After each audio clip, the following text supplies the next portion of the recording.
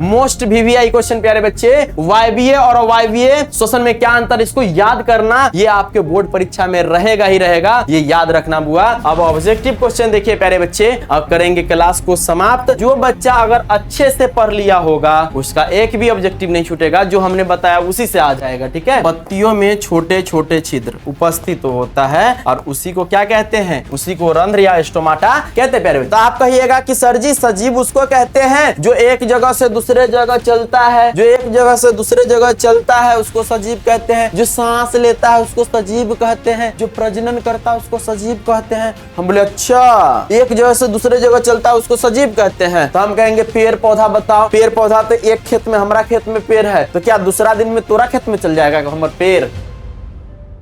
Hello everyone, तो क्या हाल चाल, मैं इसके निषाद सर आपके साजन भैया आप सबों का स्वागत करता हूं ज्ञान बिंदु 9th पर। तो प्यारे साथियों हो जाइए तैयार, हम बायोलॉजी का पहला चैप्टर लेकर के आए हैं जिसका नाम है जैव प्रक्रम। प्यारे बच्चे क्या जैव प्रक्रम, आप कहिएगा साजन भैया ये जो जैव प्रक्रम है ना, इसका बहुत दिन से इंतजार कर रहे थे, बड़ा मजा आने वाला है। तो हाँ प्यारे बच्चे जरूर मजा आएगा। क्या नाम है चैप्टर का, जैव प्रक्रम।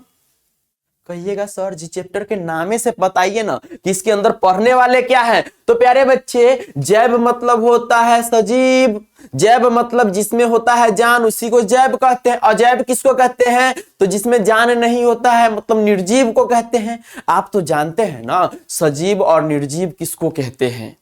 तो आप कहिएगा कि सर जी सजीव उसको कहते हैं जो एक जगह से दूसरे जगह चलता है, जो एक जगह से दूसरे जगह चलता है उसको सजीव कहते हैं, जो सांस लेता है उसको सजीव कहते हैं, जो प्रजनन करता है उसको सजीव कहते हैं। हम बोले अच्छा, एक जगह से दूसरे जगह चलता है उसको सजीव कहते हैं, तो हम कहेंगे पेड़ पौधा बताओ। पेड़ पौधा तो एक खेत में, हमारा खेत में पेड़ है, तो क्या दूसरा दिन में तोरा खेत में चल जाएगा हमारा पेड़ पौधा।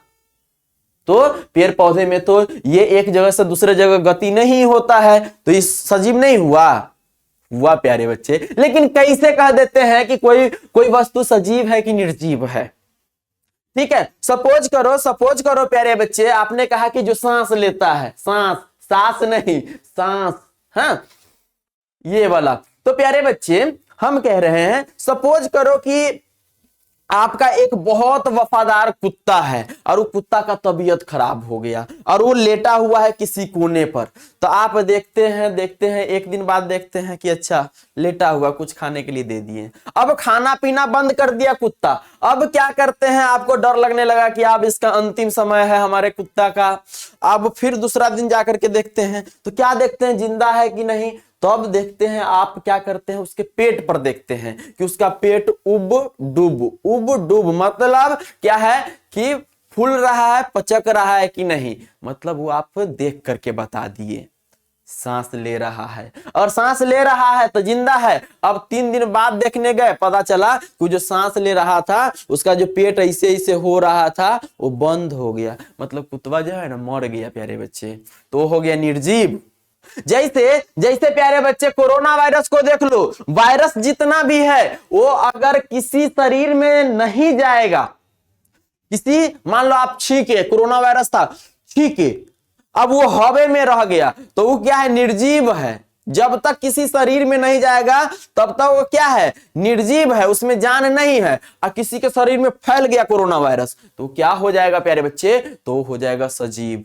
तो वायरस जब तक शरीर में न जाए तो निर्जीव, और जब शरीर में चला जाए तो सजीव। देखते हैं कितना खचरा होता है वायरस, है। तो प्यारे बच्चे बहुत अच्छे से समझेंगे हम लोग क्या जैव प्रक्रम को। हाँ, इस पृथ्वी पर आपके जीवन को अस्तित्व बनाए रखने के लिए जो भी प्रोसेस होता है, आपके जीवन को रहने के लिए, आपको इस धरती पे रहने के लिए जो भी प्रोसेस होता है वो जैव प्रक्रम कहलाता है।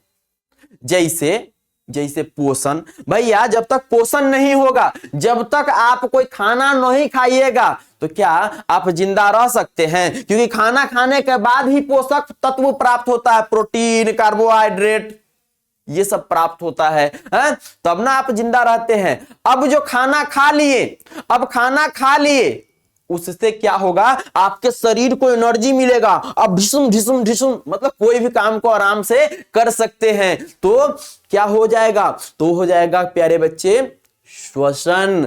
हाँ, और तीसरा होता परिवहन, आपने जो खाना खाया और खाना खाने के बाद छोटे छोटे हिस्सों में जो बट गया और उसके बाद क्या हुआ, आपको एनर्जी जो मिल रहा है, तो इस एनर्जी में क्या क्या चीज, जो भी मटेरियल है, चाहे हवा को पूरे शरीर में पहुंचाना, खून को इधर से उधर ले जाना, है कि नहीं, तो प्यारे बच्चे इसका काम कौन करेगा, तो परिवहन करेगा। लेकिन कौन परिवहन, प्यारे बच्चे आपको बहुत अच्छे समझ में आएगा। और लास्ट चीज पढ़ना है इसमें प्यारे बच्चे, क्या चीज, उत्सर्जन। आपने जो भी क्रिया किया, आपके शरीर में जो विषैला पदार्थ बना, उसको शरीर से बाहर भगा देना उत्सर्जन कहलाता है। क्या, उत्सर्जन। जैसे एक बच्चा है, वो भर दिन खाया पिया, उसके बाद क्या कर रहा है, वो क्या कर रहा है, सुसु कर रहा है, छोटा सा बच्चा, तो क्या है, उत्सर्जन का उदाहरण है। उत्सर्जन किस अंग से होता है, सारा चीज बहुत अच्छे से डिटेल में पढ़ेंगे प्यारे बच्चे।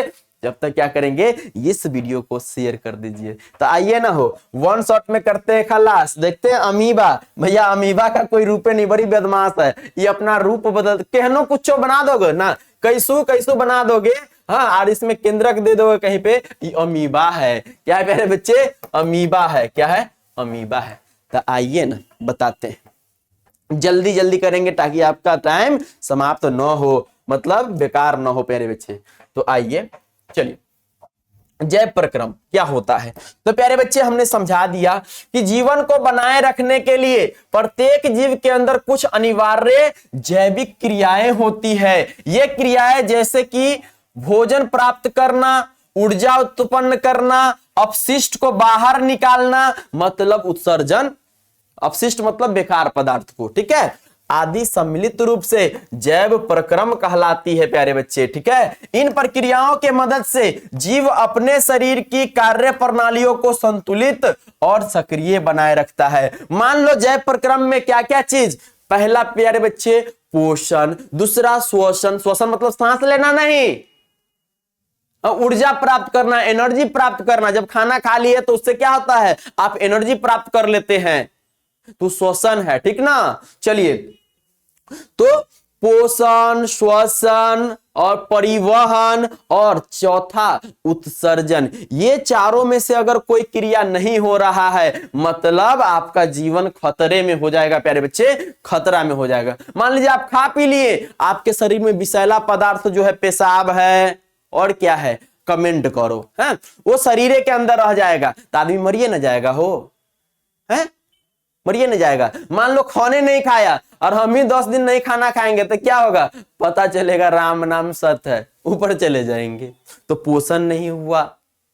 श्वसन मतलब क्या है प्यारे बच्चे, एनर्जी नहीं मिलेगा, तो एनर्जी नहीं मिलेगा तो हम पढ़ा पाते, ऐसे ऐसे चलते, ऐसे ऐसे, अजीब सा। हाँ, आप नहीं खाइएगा 4-5 दिन, आपको एनर्जी नहीं मिलेगा, तो क्या आप पढ़ पाइएगा, नहीं पढ़ पाइएगा। चलिए ना, आइए ना आगे।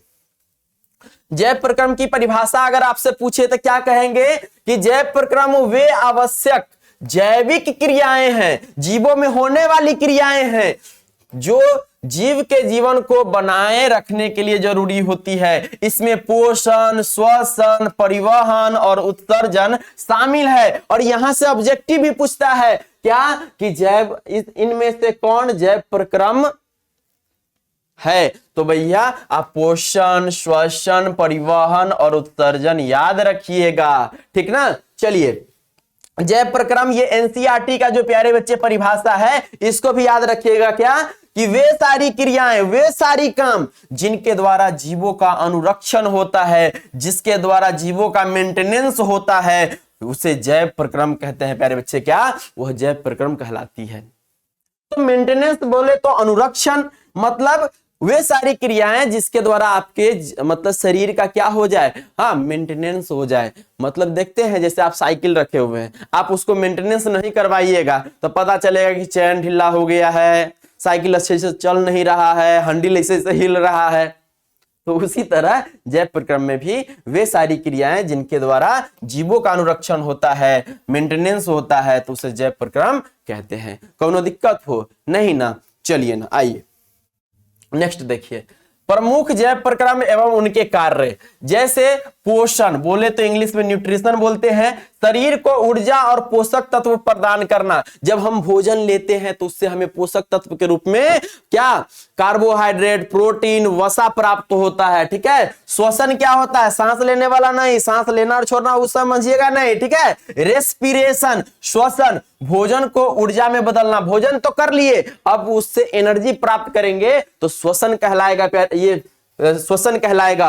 नेक्स्ट परिवहन, परिवहन मतलब ट्रांसपोर्टेशन। भैया ट्रांसपोर्टेशन, ट्रांसपोर्ट सुने हैं ना, ट्रांसपोर्ट का काम क्या होता है, एक जगह से दूसरे जगह किसी चीज को ले जाना, किसी वस्तु को। जैसे ट्रक में भर भर के नहीं ले आते, कोयला ले आते हैं, बालू ले आते हैं प्यारे बच्चे, उसी तरह हमारे शरीर के अंदर हाँ ऑक्सीजन एक जगह से दूसरे जगह जा रहा है। आपने दूध पिया तो उसमें से जो भी हाँ पोषक तत्व है, मतलब जहां जहां उसको जाना चाहिए वहां वहां पहुंचाने का काम होगा। कौन करेगा, तो परिवहन करेगा।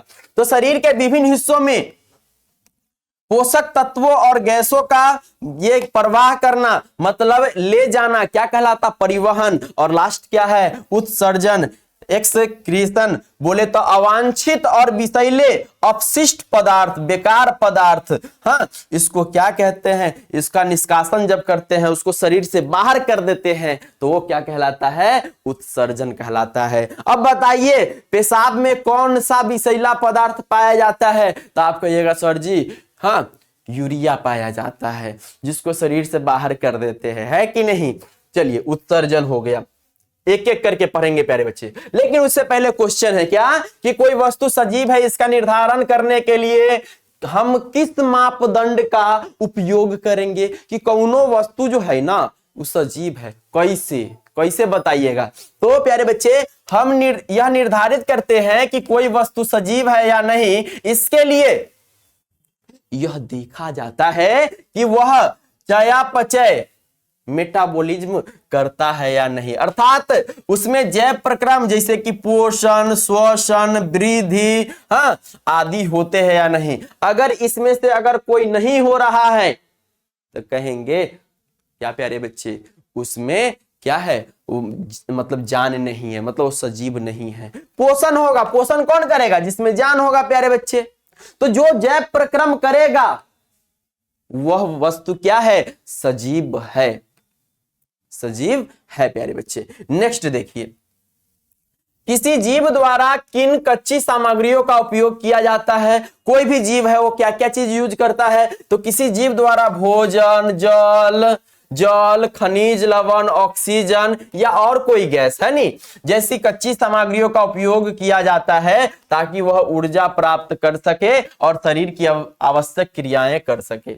मतलब कोई भी जीव क्या है, कच्ची सामग्री कौन कौन सा यूज करेगा, तो भैया वो भोजन करेगा ही करेगा, उसको जल चाहिए ही चाहिए, और खनिज लवण चाहिए, और ऑक्सीजन तो चाहिए कि नहीं। तो ये कच्ची सामग्री याद रखिएगा, चाहे वह पेड़ पौधा हो, चाहे कुत्ता बिलाई या कोई आदमी हो, उस सब को क्या चाहिए, ये कच्ची सामग्री चाहिए ही चाहिए। नेक्स्ट, जीवन के अनुरक्षण के लिए आप किन प्रक्रमों को आवश्यक मानेंगे, कि भैया जीवन का मेंटेनेंस होगा, इसके लिए आप किन प्रक्रमों को, प्रोसेस को आवश्यक मानेंगे। तो जीवन के अनुरक्षण के लिए पोषण, श्वसन, परिवहन, उत्सर्जन, वृद्धि तथा प्रजनन जैसे प्रक्रम आवश्यक है। ये प्रक्रियाएं मिलकर जीव के शरीर को क्रियाशील बनाए रखती है। अब देखिए कोई जीव क्रियाशील कब रहेगा, काम करने लायक कब रहेगा, जब उसमें पोषण होगा, मतलब कुछ खाना खाएगा, हाँ उससे पोषक तत्व प्राप्त करेगा। श्वसन, जब उसको एनर्जी मिल जाएगा। परिवहन, एक जगह से दूसरे जगह जाना, है कि नहीं। उत्सर्जन, विषैले पदार्थ को शरीर से बाहर कर देना, है कि नहीं। चलिए बहुत अच्छा, बहुत अच्छा प्यारे बच्चे। नेक्स्ट देखिए, अब एक एक करके पढ़ेंगे। पोषण क्या होता है, फिर श्वसन क्या होता है, फिर परिवहन क्या होता है, फिर उत्सर्जन, और चैप्टर हो जाएगा समाप्त प्यारे बच्चे, चैप्टरवा हो जाएगा, समाप्त हो जाएगा। चलिए ना, आइए, क्या है पोषण, किसको कहते हैं, सभी सजीवों को जीवित रहने, वृद्धि करने और शरीर की जैविक क्रियाओं को करने के लिए ऊर्जा की आवश्यकता होती है। किसकी, एनर्जी की आवश्यकता होती है। हमारा एनर्जी नहीं रहता तो कैसे पढ़ाते, बउआ इससे होता है कैसे कैसे पढ़ाते है नहीं। चलिए, ऊर्जा की आवश्यकता होती है, यह ऊर्जा वे भोजन के माध्यम से प्राप्त करते हैं, जिसे वे विभिन्न तरीकों से ग्रहण करते हैं। इस प्रक्रिया को पोषण कहा जाता है। इस प्रक्रिया को पोषण कहा जाता है। अब देखिए, कोई सजीव है, अलग अलग तरीके से वो भोजन प्राप्त करता है। जैसे आदमी क्या करता है, पोषण कैसे करता है? किसी खाना को खाता है, फिर पाचन क्रिया करता है। हाँ, अच्छा, अमीबा में पोषण कैसे होता है? तो अमीबा क्या करता है? अमीबा मान लो प्यारे बच्चे, अमीबा ऐसे करके ऐसे करके ऐसे करके ऐसे करके है, ऐसे करके है, ठीक है। अब देखिए यहाँ केंद्रक है, ये केंद्रक है प्यारे बच्चे, ये केंद्रक है अमीबा में, मान लो ये केंद्रक है। अब यहां पर क्या है, जल्दी से बता। अब क्या करेगा, मान लो यहां पर कोई वस्तु है, तो ये क्या करेगा, अपना उंगली नुमा आकार बनाएगा और इसको दोनों तरफ से घेर लेगा और अंदर ले जा करके प्यारे बच्चे, अंदर ले जा करके इसको क्या करेगा, अपने अंदर ले जा करके इस थैली नुमा संरचना में ले जाएगा और भोजन कर लेगा। पकड़ के दबा करके खा जाता है, ठीक है ना। चलिए सुनो ना, अब क्या है पोषण के प्रकार, क्या है पोषण के प्रकार में स्वपोषी पोषण, परपोषी पोषण और क्या होता है, परजीवी पोषण भी होता है ना हो। चलिए, तो स्वपोषी पोषण, इसमें जीव जो है ना स्वयं साधारण अकार्बनिक पदार्थों जैसे कार्बन डाइऑक्साइड, जल से भोजन का निर्माण करता है। स्वपोषी पोषण ऐसा पोषण, हाँ, जिसमें जीव जो है ना सूर्य के प्रकाश संश्लेषण क्रिया के द्वारा अपना भोजन प्राप्त करता है, वो स्वपोषी पोषण कहलाता है। हरे पौधे, कुछ शैवाल जो है ये स्वपोषी पोषण के उदाहरण है। दूसरा क्या है, परपोषी पोषण क्या होता है, हेट्रोट्रॉफिक न्यूट्रिशन क्या होता है, इसमें जीव अन्य जीवों पर भोजन के लिए निर्भर होता है क्योंकि वह स्वयं भोजन नहीं बना सकता। जैसे पेड़ पौधे क्या है, प्रकाश संश्लेषण की क्रिया द्वारा बनाता है, उस तरह से ये नहीं बना सकता है, इसलिए इसे परपोषी पोषण कहते हैं। जैसे मानव, जानवर, कवक, ये किसका उदाहरण है, परपोषी पोषण का उदाहरण है। नेक्स्ट देखिए प्यारे बच्चे, सजीव अपना पोषण कैसे करता है, तो इसका आंसर क्या होगा, सभी सजीवों को जीवित रहने, वृद्धि करने और शरीर की जैविक क्रियाओं को करने के लिए ऊर्जा की आवश्यकता होती है। यह ऊर्जा वे भोजन के माध्यम से प्राप्त करते हैं, जिसे वे विभिन्न तरीकों से ग्रहण करते हैं। इस प्रक्रिया को पोषण कहा जाता है प्यारे बच्चे। सजीव में मतलब पेड़ पौधा अलग तरीके से अपना पोषण करता है, हाँ, ये जानवर जो है, मनुष्य जो है, ये अलग तरीके से पोषण करता है। क्या अब देखते हुइएगा कि शरीर माथा में जू होता है, वो जू भी अपने अलग तरीके से आपके शरीर में आता है और चपक करके अपना खाना प्राप्त करता रहता है कि नहीं। चलिए, स्वपोषी पोषण, तो स्वपोषी पोषण वह पोषण विधि है जिसमें जीव स्वयं साधारण अकार्बनिक पदार्थों जैसे कार्बन डाइऑक्साइड और जल से अपना भोजन तैयार करते हैं। यह प्रक्रिया प्रकाश की सहायता से होती है और इसे प्रकाश संश्लेषण कहते हैं। जैसे हरे पौधे में और कुछ शैवालों में स्वपोषी पोषण होता है। नेक्स्ट देखिए प्यारे बच्चे, इसकी विशेषता क्या है, तो यह प्रक्रिया हरे पौधों में, शैवाल और कुछ बैक्टीरिया में पाई जाती है। स्वपोषी पोषण के प्रक्रिया किसमें, तो हरे पौधे में, शैवाल में और कुछ बैक्टीरिया में पाया जाता है प्यारे बच्चे। अब देखिए ना, प्रकाश संश्लेषण में क्या होता है, ये जो पौधा है प्यारे बच्चे, ये पौधा क्या करता है, सूर्य के प्रकाश से ऊर्जा प्राप्त करता है, ठीक है। उसके बाद वातावरण से कार्बन डाइऑक्साइड बोले तो CO2, और ये वातावरण से क्या क्या है प्यारे बच्चे, ये जड़ से क्या लेता है, तो खनिज लवण ले लेता है, जल ले लेता है, तब जाकर के अपना खाना प्राप्त मतलब बना लेता है। और इस भोजन का नाम क्या है प्यारे बच्चे, इस भोजन को क्या कहते हैं, ग्लूकोज C6H12O6, ठीक ना, ये भोजन प्राप्त कर लेता है। ठीक, चलिए, अब ये पेड़ पौधा में से क्या निकलता है, तो भैया ऑक्सीजन, क्या ऑक्सीजन आपको मिल जाता है। चलिए नेक्स्ट देखिए, नेक्स्ट प्यारे बच्चे, मुख्यतः सूर्य की ऊर्जा का उपयोग होता है किसमें, तो प्रकाश संश्लेषण में या स्वपोषी पोषण में, ठीक है। भोजन के रूप में ग्लूकोज का निर्माण होता है, प्रकाश संश्लेषण की प्रक्रिया होता ही होता है स्वपोषी में। और अगला, प्रकाश संश्लेषण वह प्रक्रिया है, अगर पूछ दे आपसे प्रकाश संश्लेषण क्या है, तो वह प्रक्रिया है जिसमें पौधे सूर्य के प्रकाश, कार्बन डाइऑक्साइड और जल की सहायता से ग्लूकोज बनाते हैं और ऑक्सीजन छोड़ते हैं प्यारे बच्चे। अगर इसका प्रकाश संश्लेषण का अगर समीकरण पूछ दे तो क्या करेंगे प्यारे बच्चे, 6 गो carbon dioxide 6 CO2 plus 6 H2O मिल करके सूर्य के प्रकाश में क्या बना देता है, ग्लूकोज बना देता है प्यारे बच्चे, ग्लूकोज बना देता है। ग्लूकोज का फॉर्मूला C6H12O6 होता है और बाद में आपको क्या मिल जाता है, ऑक्सीजन गैस मिल जाता है। यही बात ना है। चलिए नेक्स्ट देखिए, नेक्स्ट क्या है, प्रकाश संश्लेषण के आवश्यक घटक क्या क्या है भैया।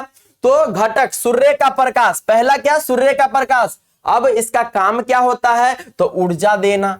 क्या चीज, ऊर्जा देना, किसको, तो पेड़ पौधे को। अच्छा, कार्बन डाइऑक्साइड CO2, ठीक है, इसका काम क्या है, तो भैया वायुमंडल से ली जाती है, कार्बन का स्रोत है ये कार्बन डाइऑक्साइड। अगला जल जो है H2O, जड़ों से प्राप्त होता है प्रकाश संश्लेषण की क्रिया में पेड़ पौधों को। हाँ, हाइड्रोजन का स्रोत है। क्लोरोफिल क्या होता है प्यारे बच्चे, तो हरे रंग द्रव्य जो प्रकाश को अवशोषित करता है। जब क्लोरोफिल रहबे नहीं करेगा पेड़ पौधे के पत्तियों में, क्लोरोफिल कहां पाया जाता है, तो पेड़ पौधों के पत्तियों में। ठीक है, चलिए, तो जब तक ये नहीं रहेगा तो प्रकाश संश्लेषण की क्रिया होगा ही नहीं। चलिए नेक्स्ट देखिए, क्या है विषम पोषी पोषण क्या होता है, हेट्रोट्रॉफिक न्यूट्रिशन क्या होता है प्यारे बच्चे। तो विषम पोषी पोषण वह पोषण विधि है जिसमें जीव स्वयं भोजन नहीं बना सकते हैं और अपने पोषण के लिए अन्य जीवों पर निर्भर रहते हैं। ऐसे जीव पौधों या अन्य जीवों से भोजन प्राप्त करते हैं। कहिएगा सर जी ये तो आप गलत कह रहे हैं, हम तो खाना खुदे बना लेते हैं। जब हमको क्या होता है, हाँ क्या हलवा खाना होता है तो सूजी का हलवा तुरंते बना लेते हैं, खुदे ना बना के खाते हैं। हाँ, मेरी मम्मी ना खाना बनाती है तो ना बउआ ना। हाँ, ये जो सूजी आया ये भी तो कहीं से आया होगा ना, पेड़ पौधे से ना आया होगा। हो मैगी जो बनाते हैं उसमें जो मैदा का यूज हुआ वो भी तो पेड़ पौधे से ना आया होगा, तो खुद से तो नहीं बनाए हैं आप। ठीक है, तो क्या है, विषम पोषी पोषण वह पोषण विधि है जिसमें जीव स्वयं भोजन नहीं बना सकते हैं और अपने पोषण के लिए अन्य जीवों पर निर्भर रहते हैं। ऐसे जीव पौधों या अन्य जीवों से भोजन प्राप्त करते हैं। ठीक है, जैसे कोई मनुष्य है तो क्या कर रहा है, हाँ चावल खा रहा, तो चावल कहां से, पेड़ पौधे से आता है। दूध पी रहा है तो अन्य जीव से, गाय भैंस से आता है। हाँ, तो अन्य जीव पर निर्भर है कि नहीं, तो उसको विषमपोषी पोषण कहते हैं। जैसे आपके मतवा में क्या है, ढील है, हाँ तो जू है, तो जू खाना प्राप्त कर लेता आपके माथे से। ठीक है, चलिए, तो ये विषमपोषी पोषण हो जाएगा। विषमपोषी पोषण की विशेषताएं, विषमपोषी जीवों में प्रकाश संश्लेषण की क्रिया, हाँ प्रकाश संश्लेषण की क्रिया नहीं होती है प्यारे बच्चे। अगर कोई विषमपोषी जीव है, ठीक है, तो उसमें प्रकाश संश्लेषण की क्रिया नहीं होगा। यह जीव पहले से बने हुए कार्बनिक पदार्थों का उपयोग करता है, जैसे कोई पेड़ पौधे से कर लिया, कोई जीव से कर लिया, है नहीं, अपना भोजन प्राप्त। इस श्रेणी में मानव, पशु, कवक और कई बैक्टीरिया शामिल होते हैं प्यारे बच्चे। किसमें, विषमपोषी पोषण में। इसमें क्लोरोफिल बोले तो प्रकाश संश्लेषण की क्रिया नहीं होता है, किसमें, विषमपोषी पोषण में। ठीक है, चलिए आगे देखिए, विषमपोषी पोषण के प्रकार। सबसे पहले प्यारे बच्चे, परजीवी पोषण। परजीवी पोषण क्या होता है, पर मतलब दूसरा, जीवी मतलब जीव। हाँ, मतलब क्या है, ऐसे जीव जो अन्य जीवों के शरीर से पोषण प्राप्त करते हैं, उन्हें नुकसान पहुंचाते हैं, तो उसे क्या कहते हैं प्यारे बच्चे, तो उसे कहते हैं परजीवी पोषण। क्या कहते हैं, परजीवी पोषण। जैसे जू, टेपवर्म, कैस्कुटा जिसको अमरबेल कहते हैं, अमरबेल का लत्ती नहीं पीले पीले कलर का होता है। हाँ, जैसे किसी भी पेड़ पर उसको फेंक दीजिएगा तो पूरा पेड़ पर लतर जाता है, अमरबेल का लत्ती। हाँ, कैस्कुटा कहते हैं इंग्लिश में। मृतजीवी पोषण, ऐसे जीव जो मृत और सरती चीजों से भोजन प्राप्त करते हैं, मरे हुए, हाँ या सर गल गए हुए, हाँ जीवों से अपना भोजन जब प्राप्त करता है तो उसको मृतजीवी पोषण कहते हैं। मान लीजिए क्या है प्यारे बच्चे, आपने देखा होगा कोई मछली है, उसको फेंक दिया, हाँ मछली कुछ दिनों में सड़ जाएगा, लेकिन उसमें देखिएगा तो गतर गतर गतर गतर पिलुआ चलता रहता है। मतलब पिलुआ क्या है, तो मृतजीवी पोषण का उदाहरण है। मतलब कवक और बैक्टीरिया जो होता है ये मृतजीवी पोषण का उदाहरण है। और कुछ प्रोटोजोआ भी प्यारे बच्चे। प्राणी संपोषण क्या होता है? तो ऐसे जीव जो भोजन को ग्रहण करके पाचन करते हैं, ऐसे जीव जो भोजन को ग्रहण करके पाचन करता है। जैसे कोई इंसान को देखिए, वो खाना खाएगा और फिर ढकार मारेगा, पचाएगा। हाँ, गाय भैंस को भी देखते होइएगा, खाना खाने के बाद वो पाचन की क्रिया करती है। मतलब जिसमें पाचन का क्रिया होता है वो प्राणी संपोषण होता है, जिसे मानव, शेर, गाय, बकरी, हाँ ठीक है, कोई भी स्तनधारी जीव, ठीक ना, उसमें क्या होता है? प्राणी संपोषण होता है। अब मनुष्य में पोषण क्या होगा? मनुष्य में पोषण को देखेंगे प्यारे बच्चे, तो क्या है प्यारे बच्चे? तो मनुष्य में पोषण एक जटिल प्रक्रिया है जिसमें भोजन का ग्रहण किया जाता है। और भोजन का ग्रहण सबसे पहले कहां करते हैं प्यारे बच्चे? तो मुख में प्यारे बच्चे। मुख में क्या? मुख गुहा में ही सबसे पहले आप भोजन लेते हैं। मुख गुहा में जाने के बाद क्या होता है? आपका दांत जो है उस भोजन को छोटे छोटे टुकड़ों में बांट देता है, और उसके बाद क्या होता है? ग्रास नली से होते हुए आपके शरीर पेट में जाता है। वो सारा क्रिया है कि नहीं? तो देखिए ना, मनुष्य में पोषण एक जटिल प्रक्रिया है जिसमें भोजन का ग्रहण किया जाता है, हाँ, उसको अंदर लिया जाता है। पाचन, अवशोषण, परिवहन और उत्सर्जन शामिल होते हैं। ठीक है, यह प्रक्रिया पाचन तंत्र द्वारा नियंत्रित की जाती है। देखिए ना आगे, पाचन की प्रमुख अवस्थाएं क्या क्या है? पहला, भोजन का ग्रहण करना। पहला काम क्या होता है? भोजन को अपने मुंह में लेना। तो ग्रहण करना, तो मुख द्वारा भोजन को ग्रहण करना, ठीक है। और संबंधित अंग कौन है? तो मुख है, ठीक है। चलिए, दूसरा, यांत्रिक व रासायनिक पाचन। दांतों द्वारा चबाना, लार द्वारा स्टार्च का पाचन। अब देखिए, दांत के द्वारा उसको क्या किए? छोटे छोटे टुकड़ों में बांट दिए। अब क्या है? ये लार द्वारा स्टार्च का पाचन।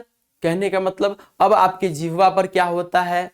लार होता है। लार में कौन सा एंजाइम पाया जाता है? एमाइलेज। अब देखिए प्यारे बच्चे, अब ये कहां से प्राप्त होगा? तो संबंधित अंग कौन है? तो मुख है और लार ग्रंथियां है, ठीक है। जहां पर क्या होता है प्यारे बच्चे? यांत्रिक व रासायनिक पाचन होता है। भोजन का गले से पेट तक जाना, हाँ, ये किसका काम है? तो ग्रास नली का काम है प्यारे बच्चे, ग्रास नली, ठीक है। नेक्स्ट देखिए, अगर विवरण पूछे तो नली के जरिए भोजन को पेट तक पहुंचाना क्या है? तो प्यारे बच्चे, ग्रास नली करता है ये काम। किसका? तो भोजन का गले से पेट तक जाना किसका काम है? तो ग्रास नली का है। नेक्स्ट देखिए, पेट में पाचन ये कौन करेगा? तो पेट ही करेगा। लेकिन क्या होगा इसमें? हाइड्रोक्लोरिक एसिड मतलब हाइड्रोक्लोरिक अम्ल और पेप्सिन द्वारा प्रोटीन का पाचन हो जाता है। पेट में किसका पाचन होता है? तो प्यारे बच्चे, हाइड्रोक्लोरिक और पेप्सिन द्वारा प्रोटीन का पाचन होता है। प्रोटीन का पाचन कहां होगा? तो कह देंगे पेट में होगा। कहां होगा? पेट में होगा। छोटी आंत में पूर्ण पाचन होता है, मतलब आपने जो खाना खाया, हाँ, वो जा करके कहां पच जाता है? तो छोटी आंत में। और जो नहीं पचता है वो कहां चला जाता है? बड़ी आंत में। और बड़ी आंत में से पूरा क्या है? छना उना करके कहां चला जाता है? मल के रूप में आ जाता है, हाँ, जिसको आप अवांछित पदार्थ के रूप में बाहर निकाल देते हैं। क्या? तो छोटी आंत में पूर्ण पाचन होता है। पीत, अग्न्याशय एवं आंत रस से कार्बोहाइड्रेट, वसा, प्रोटीन का पूर्ण पाचन कहां हो जाता है? तो छोटी आंत में ही होता है। किस किस का पाचन होता है प्यारे बच्चे? तो कार्बोहाइड्रेट का, वसा का, प्रोटीन का पूर्ण पाचन कहां होता है? तो छोटी आंत में होता है प्यारे बच्चे। क्वेश्चन पूछेगा कि प्रोटीन का पाचन कहां होता है? तो छोटी आंत में। वसा का कहां होता है? तो छोटी आंत में। हाँ, कार्बोहाइड्रेट का पाचन कहां होता है? तो छोटी आंत में। याद रहेगा ना, तो ऑब्जेक्टिव बन जाएगा। चलिए, छोटी आंत में। अगला है, पोषक तत्वों का अवशोषण कहां होता है? तो छोटी आंत में प्यारे बच्चे। तो विली द्वारा पोषक तत्वों का रक्त में अवशोषण कर लिया जाता है। जो भी पोषक तत्व आया उसको क्या किया जाता है प्यारे बच्चे? रक्त में अवशोषण कर लिया जाता है, रक्त में मिला लिया जाता है। और जहां जहां उसको लेकर के जाना है वो काम कौन करेगा? रक्त करेगा, ठीक है। मान लीजिए कैल्शियम हमारे हड्डी को चाहिए, तो उस हड्डी के पास कैल्शियम को लेके चला जाएगा, ठीक ना। चलिए, मल उत्सर्जन। अगला काम क्या है? मल उत्सर्जन, अवशिष्ट पदार्थों को बाहर निकालना। और ये काम किसका होता है? तो बड़ी आंत या मल द्वार। मल द्वार जो होता है ना, क्या है? ग्रास नली का सबसे निचला हिस्सा मल द्वार कहलाता है, ठीक है। और बड़ी आंत भी।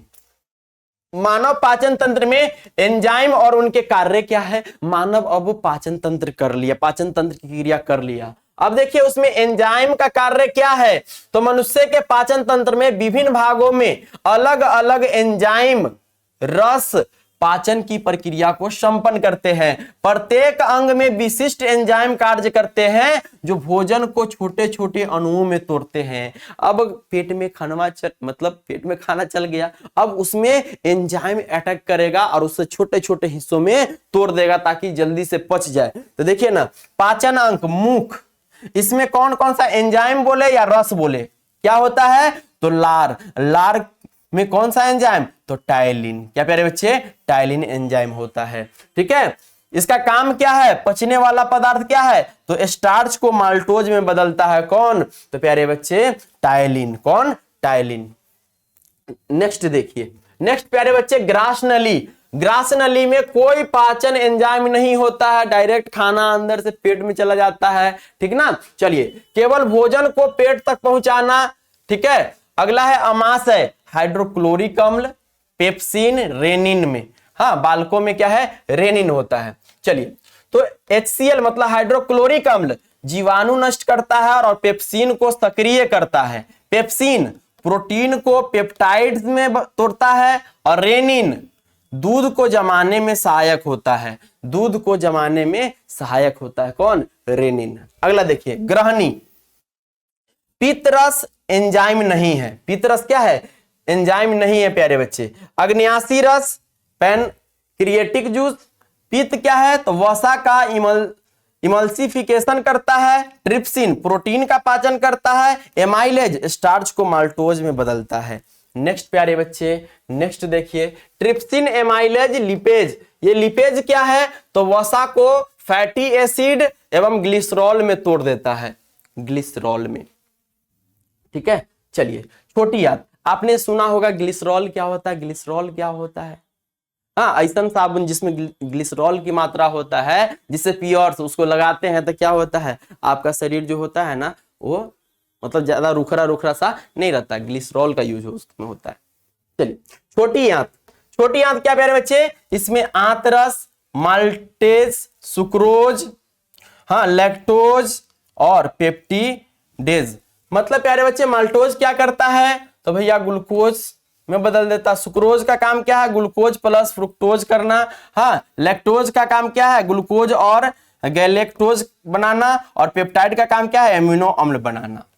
बड़ी आंत में क्या होगा प्यारे बच्चे, कोई पाचन एंजाइम नहीं है। जल का पुनः अवशोषण और मल बनाना, जल का फिर से अवशोषण कर लेना और उसको मल के रूप में, जो नहीं अवशोषित हुआ उसको मल के रूप में बाहर कर देना। ठीक ना, चलिए स्वपोषी पोषण तथा विषम पोषी पोषण में क्या अंतर है, अगर क्वेश्चन पूछे तो आप कह देना कि स्वपोषी पोषण में जीव स्वयं अपना भोजन बनाते हैं जैसे हरे पौधे, जबकि विषम पोषी पोषण में जीव अन्य जीवों पर भोजन के लिए निर्भर रहते हैं जैसे मानव, पशु। ये क्या है, विषम पोषी पोषण के उदाहरण है।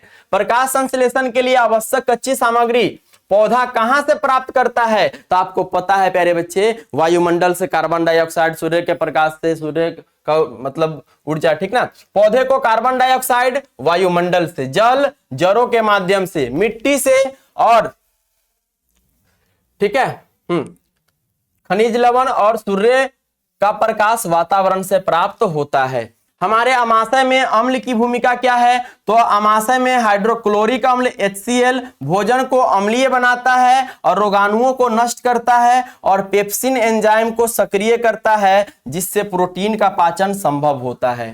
ठीक है, अमाशय में किसका पाचन होता है, तो प्रोटीन का पाचन हो जाता है प्यारे बच्चे। नेक्स्ट देखिए पाचक एंजाइमों का क्या कार्य है, तो पाचक एंजाइम भोजन के बड़े अणुओं जैसे कार्बोहाइड्रेट, प्रोटीन, वसा, ये बड़े बड़े अणु है, ठीक है, को छोटे और सरल अणुओं जैसे ग्लूकोज में, एमिनो अम्ल में, फैटी एसिड में क्या करता है, तोड़ देता है, जिन्हें शरीर आसानी से अवशोषित कर सके। ठीक है, पाचक एंजाइम का कार्य है। नेक्स्ट देखिए पचे हुए भोजन को अवशोषित करने के लिए क्षुद्रांत को कैसे अभिकल्पित किया गया है, तो क्षुद्रांत मतलब छोटी आंत, क्षुद्रांत मतलब छोटी आंत की भीतरी दीवारों पर असंख्य सूक्ष्म रेखाएं विल्ली होती है हाँ, जो इसकी सतह बोले तो क्षेत्र को बढ़ाकर पोषक तत्वों के अवशोषण को अधिक प्रभावी बनाती है। ये रुधिर वाहिकाओं से युक्त होती है जो पोषक तत्वों को शरीर में पहुंचाती है प्यारे बच्चे।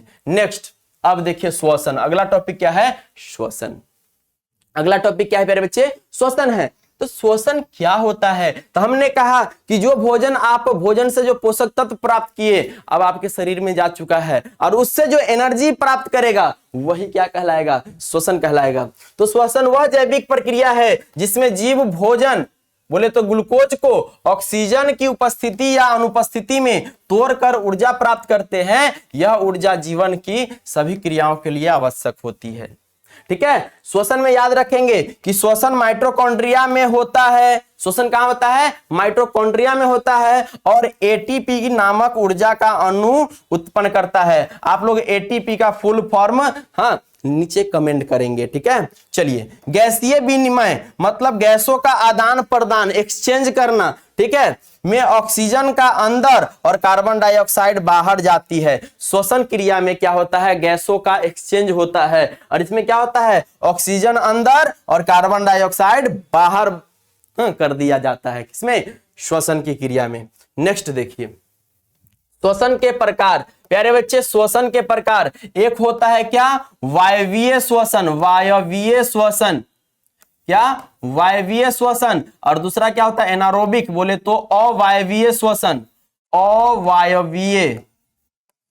अवायवीय श्वसन ये क्या होता है? वायवीय श्वसन ऑक्सीजन की उपस्थिति में होता है। ठीक है, ऑक्सीजन की उपस्थिति में क्या होता है? वायवीय श्वसन होता है। और ऑक्सीजन की अनुपस्थिति में क्या होता है? तो अवायवीय श्वसन होता है।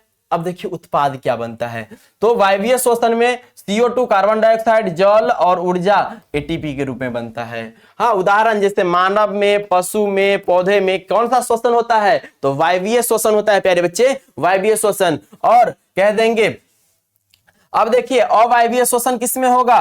तो अब इसमें क्या क्या बनता है अवायवीय श्वसन में? तो लैक्टिक अम्ल या एथेनॉल और प्लस ऊर्जा। जब आप बहुत ज्यादा दौड़ लेते हैं तो आपके पैर में दर्द होना शुरू हो जाता है। क्यों? क्योंकि उस समय आपके शरीर में लैक्टिक अम्ल बन जाता है। ठीक है, उसमें हवा की कमी हो जाती है तो इस कारण से आपका पैर दर्द करने लगता है, लैक्टिक अम्ल बनता है। तो अब देखिए कहां कहां? तो खमीर में, थकी मांसपेशियों में। जैसे दौड़ रहे हैं तो आपका मांसपेशी क्या हो गया? वो थक गया है, इसीलिए दर्द होना शुरू हो जाता है। क्यों? क्योंकि उसमें लैक्टिक अम्ल बन गया है। ठीक है, रासायनिक समीकरण एरोबिक बोले तो वायवीय श्वसन का ये आप समीकरण याद रखिएगा। जिससे ग्लूकोज है C6H12O6 है, इसमें ऑक्सीजन लगा मतलब ऑक्सीजन उपस्थित है, वायवीय श्वसन है मतलब एरोबिक है। तो ये बना लेगा क्या चीज? कार्बन डाइऑक्साइड, H2O बोले तो जल और ऊर्जा दे देगा। और एनारोबिक बोले तो वायवीय श्वसन है प्यारे बच्चे। इसमें क्या होगा? खमीर बोले तो C6H12O6 मतलब ये ग्लूकोज तो है, ये क्या होगा? टूट करके प्यारे बच्चे C2H5OH मतलब इथेनॉल बनाएगा। प्लस कार्बन डाइऑक्साइड प्लस ऊर्जा प्रदान करेगा। और एनारोबिक मतलब प्यारे बच्चे इसमें क्या होगा? इसमें क्या होगा प्यारे बाबू? इसमें ग्लूकोज जो है ना टूट करके H6O3 बनाएगा और इसका नाम आप कमेंट करेंगे। इसको तो आप बोल दिए क्या चीज? इसको बोल दिए इथेनॉल है। चलिए ना आगे चलिए। नेक्स्ट देखिए, निष्कर्ष। श्वसन एक अनिवार्य जैव प्रक्रम है जिससे शरीर को ऊर्जा मिलती है। श्वसन नहीं होगा तो भैया ऊर्जा मिलेगा ही नहीं। ठीक है, यह प्रक्रिया दो प्रकार की होती है। एरोबिक मतलब ऑक्सीजन के साथ, मतलब इसी को कहते हैं वायवीय। अब ये बताए थे वायवीय श्वसन कहते हैं। ठीक है, वायवीय। और एनारोबिक मतलब अवायवीय। अवायवीय ठीक है, बिना ऑक्सीजन के, इसमें ऑक्सीजन नहीं होता है, ऊर्जा एटीपी के रूप में संग्रहित होती है। ठीक है, नेक्स्ट देखिए, श्वसन की विभिन्न स्थितियां, विस्तृत तुलना। क्या है प्यारे बच्चे? ऑक्सीजन की उपस्थिति में क्या होगा? तो कौन सा श्वसन होता है? तो कहते हैं वायवीय श्वसन होता है। और ये किस किस में होता है? मनुष्य में, पौधे में, जानवर में। ऊर्जा का क्या रोल है? तो भैया यहाँ अधिक ऊर्जा बनता है बोले तो 38 एटीपी बनता है। उत्पन्न पदार्थ क्या क्या बनता है? तो कार्बन डाइऑक्साइड प्लस जल प्लस ऊर्जा, अभी पिछले जगह पर आपने देखा है। ठीक है, रासायनिक अभिक्रिया क्या क्या होता है, तो अभी हमने बताया कि भैया ये ग्लूकोज के साथ, हाँ, जब हम ऑक्सीजन मिला देंगे, ऑक्सीजन की उपस्थिति कर देंगे तो क्या बनता है, तो कार्बन डाइऑक्साइड, जल प्लस ऊर्जा मिल जाता है। नेक्स्ट देखिए प्यारे बच्चे, अभी हमने बताया ऑक्सीजन का अभाव है तो मानव की थकी हुई मांसपेशियों में कौन सा अम्ल बनता है, तो लैक्टिक अम्ल प्लस ऊर्जा बनता है। और इसमें कम क्या चीज प्यारे बच्चे, कम ऊर्जा बनता है, मतलब 2 एटीपी। लेकिन इससे पहले आपने देखा था कि ऑक्सीजन की उपस्थिति में जब ऑक्सीजन था तो 38 एटीपी बन रहा था, ऑक्सीजन का थोड़ा सा कमी हो गया तो क्या हुआ, 2 एटीपी बना। लेकिन ऑक्सीजन अनुपस्थित हो जाएगा, ऑक्सीजन रहबे नहीं करेगा, तब क्या होगा, खमीर बनेगा। और खमीर और कम, इसमें भी कम एटीपी रहेगा और एथेनॉल बन जाता है, कार्बन डाइऑक्साइड प्लस ऊर्जा बनता है। ठीक ना, चलिए याद रखिएगा। नेक्स्ट देखिए, एटीपी और एडीपी क्या होता है। एटीपी एडेनोसाइन ट्राइफॉस्फेट एक उच्च ऊर्जा युक्त अणु है जिसे कोशिकाएं अपनी सभी जैविक क्रियाओं में ऊर्जा स्रोत के रूप में उपयोग करती है। यह 3 फॉस्फेट समूहों से जुड़ा होता है। एटीपी, ट्राई लग गया ना, ट्राई मतलब 3 होता है, ट्राई मतलब 3 और फॉस्फेट मतलब फॉस्फेट। हाँ, चलिए एडीपी में क्या होता है, एडेनोसाइन डाइफॉस्फेट। डाई मतलब कितना, तो डाई मतलब प्यारे बच्चे 2 होता है, फॉस्फेट मतलब फॉस्फेट। ठीक है, तो एटीपी का निम्न ऊर्जा वाला रूप, एटीपी का निम्न ऊर्जा वाला रूप है कौन, एडीपी, जिसमें केवल 2 फॉस्फेट समूह होते हैं। जब एटीपी एक फॉस्फेट समूह को अलग करता है तब वह ऊर्जा छोड़ता है और एडीपी में बदल जाता है। मतलब एगो फॉस्फेट को हटा देने के बाद एडीपी बन जाता कौन, एटीपी। नेक्स्ट देखिए, एटीपी को अक्सर कोशिका की ऊर्जा मुद्रा कहते हैं। क्या प्यारे बच्चे, एनर्जी करेंसी कहते हैं। कोशिका की ऊर्जा मुद्रा किसको कहते हैं, हाँ, कोशिका की ऊर्जा मुद्रा किसको कहते हैं, तो एटीपी को कहा जाता है। ये बात याद रखिएगा, ये बात याद रखिएगा प्यारे बच्चे। ठीक है, क्योंकि यह सभी जैविक कार्यों के लिए त्वरित ऊर्जा प्रदान करता है। नेक्स्ट देखिए प्यारे बच्चे, एटीपी और एडीपी में क्या अंतर है, तो आपने अभी ये देखा पूरा नाम, हाँ, किसका, तो एटीपी का पूरा नाम प्यारे बच्चे क्या है, एडेनोसाइन ट्राइफॉस्फेट। हाँ, और एडीपी का पूरा नाम क्या है, एडेनोसाइन डाइफॉस्फेट। डाई मतलब 2, ट्राई मतलब 3। फॉस्फेट समूह इसमें क्या होता है, तो ट्राई मतलब 3, ट्राई मतलब प्यारे बच्चे 3 और डाई मतलब प्यारे बच्चे 2 हो जाता है किसमें, एडीपी में, फॉस्फेट समूह। अगर ऊर्जा स्तर पूछेगा तो एटीपी का ऊर्जा अधिक होता है किसके तुलना में, एडीपी के ऊर्जा के तुलना में। और भूमिका क्या है, तो भैया एटीपी का काम है ऊर्जा प्रदान करना और एडीपी का काम है ऊर्जा प्राप्त करता है, लेकिन एटीपी बनने हेतु। ठीक है, चलिए नेक्स्ट देखिए, मानव फेफड़ा। क्या प्यारे बच्चे, मानव फेफड़ा बोले तो ह्यूमन लंग्स। अब देखिए ना, आपके आसपास में कुछ लोग खूब सिगरेट और बीड़ी धुकते होंगे, उससे क्या होता है, फेफड़ा न खराब हो जाता है, तरह तरह की बीमारी हो जाता है, दम्मा हो जाता है, क्या क्या हो जाता है कि नहीं। हाँ, देखते होइएगा, जब ओरिजिनल फेफड़ा देखते होइएगा। और एक क्या है, बीड़ी सिगरेट पी रहा है और एक आदमी शुद्ध ऑक्सीजन में रहता है, शुद्ध वातावरण में रहता है, तो जो बीड़ी सिगरेट पी रहा है ना, उसके फेफड़ा को निचोड़ा जाता है, तदीम काला काला उसमें से रस निकलता है, तरह तरह के बीमारी, विषैला पदार्थ होता है उसमें। आइए ना, क्या है, संरचना, कार्य और गैसीय विनिमय कैसे होता है मानव फेफड़ा में, उसको बताते हैं। फेफड़ा क्या है, मानव शरीर में श्वसन तंत्र का एक प्रमुख अंग है। श्वसन तंत्र का प्रमुख अंग कौन है, तो फेफड़ा है। फेफड़ा जो ऑक्सीजन और कार्बन डाइऑक्साइड को आदान प्रदान में मुख्य भूमिका निभाता है। कौन प्यारे बच्चे, तो फेफड़ा का काम होता है। चलिए, एक स्वस्थ वयस्क के फेफड़े लगभग 600 मिलियन एल्वियोली, बोले तो एल्वियोली से मिलकर बने होते हैं, जो गैसीय विनिमय को अत्यंत प्रभावशाली बनाते हैं। प्यारे बच्चे, ये चीज आपने देखा, इससे पहले हमने बहुत अच्छे से समझाया है। ठीक है, चलिए नेक्स्ट देखिए प्यारे बच्चे, अगर इसके संरचना का बात करें, किसके, फेफड़ा के संरचना का। ठीक है, तो आपने देखा होगा प्यारे बच्चे कि फेफड़ा जो है ना, श्वसन अंग का सबसे मेन अंग है। कौन, फेफड़ा प्यारे बच्चे। ठीक है, चलिए, तो आप देखेंगे प्यारे बच्चे, फेफड़ा के ऊपर क्या होता है, इसमें श्वसनी होता है। क्या प्यारे बच्चे, श्वसनी का काम क्या होता है, श्वसनी का काम क्या होता है? जैसे छकनी का काम क्या होता है? छानना। तो श्वसनी क्या करेगा बताओ आप लोग। चलिए इसको देखिए एक एक करके। देखिए मानव के दो फेफड़े होते हैं, एक बायां फेफड़ा एक दायां फेफड़ा। तो देखिए ये फेफड़ा है, अब दाहिना कौन है? आपका दाहिना हाथ कौन है? इसे करिए, और वहां पर देखिए दाहिना इधर है। अब देखिए दायां फेफड़ा जो है इसमें श्वसनी, पसली का कटा, आखिरी छोर और ये फेफड़ा जो होता है उसमें मतलब दाहिने फेफड़ा में श्वसनी होता है और पसली का कटा होता है, ठीक है। और जब बाएं फेफड़ा का बात करेंगे तो फुफ्फुसवारनी झिल्ली होता है, कुपिका होता है और इसमें भी क्या होता है? श्वसनी होता है। लेकिन इसमें फुफ्फुसवारिणी द्रव भी होता है। किसमें? तो बाएं फेफड़ा में। फेफड़ा क्या एगो है? तो दो गो फेफड़ा है, एगो दाहिना फेफड़ा एगो बायां फेफड़ा, ठीक ना। चलिए आगे देखिए। बायां फेफड़ा जो है थोड़ा छोटा होता है क्योंकि वहां हृदय स्थित होता है। अब भैया हृदय जो है, दिल जो है आपके मुट्ठी के आकार का होता है। ये नहीं कि आपका दिल ऐसा होता है, ये वाला बात ये सिर्फ क्या है? फिल्मों में है, जो आपको दिखाने के लिए, भलाने के लिए। अब ये फेफड़ा जो होता है ना, मुट्ठी के आकार का जो होता है, उसको रहने के लिए जगह चाहिए। तब कहता है फेफड़ा को, रे भाई थोड़ा सा क्या करो ना, एडजस्ट करो। इसलिए उसका साइज क्या हो जाता है? वो सिकुड़ करके छोटा हो जाता है, ठीक ना। तो बायां फेफड़ा थोड़ा छोटा होता है क्योंकि वहां हृदय स्थित होता है, ठीक है। फेफड़े ब्रोंकस क्या होता है? हाँ, ब्रोंकियोल्स क्या होता है? और एलियोवोली से मिलकर बने होते हैं। कौन चीज प्यारे बच्चे? तो बायां फेफड़ा, ठीक है, जो हमने बताया। हर फेफड़ा प्लूरा नामक दो झिल्लियों से ढका होता है। अब भैया ये जब फेफड़ा ढक जाता है तो उससे सुरक्षा प्रदान होता है। किसको? फेफड़ा को। कौन झिल्ली से? तो कहिएगा प्लूरा झिल्ली से ढका होता है। नेक्स्ट देखिए, कार्य क्या है प्यारे बच्चे? फंक्शन ऑफ लंग्स, मतलब फेफड़ा का कार्य क्या है? तो आप कहेंगे कि सर जी फेफड़ा का जो मेन काम है ना, फेफड़ा का मेन काम है रक्त में ऑक्सीजन पहुंचाना।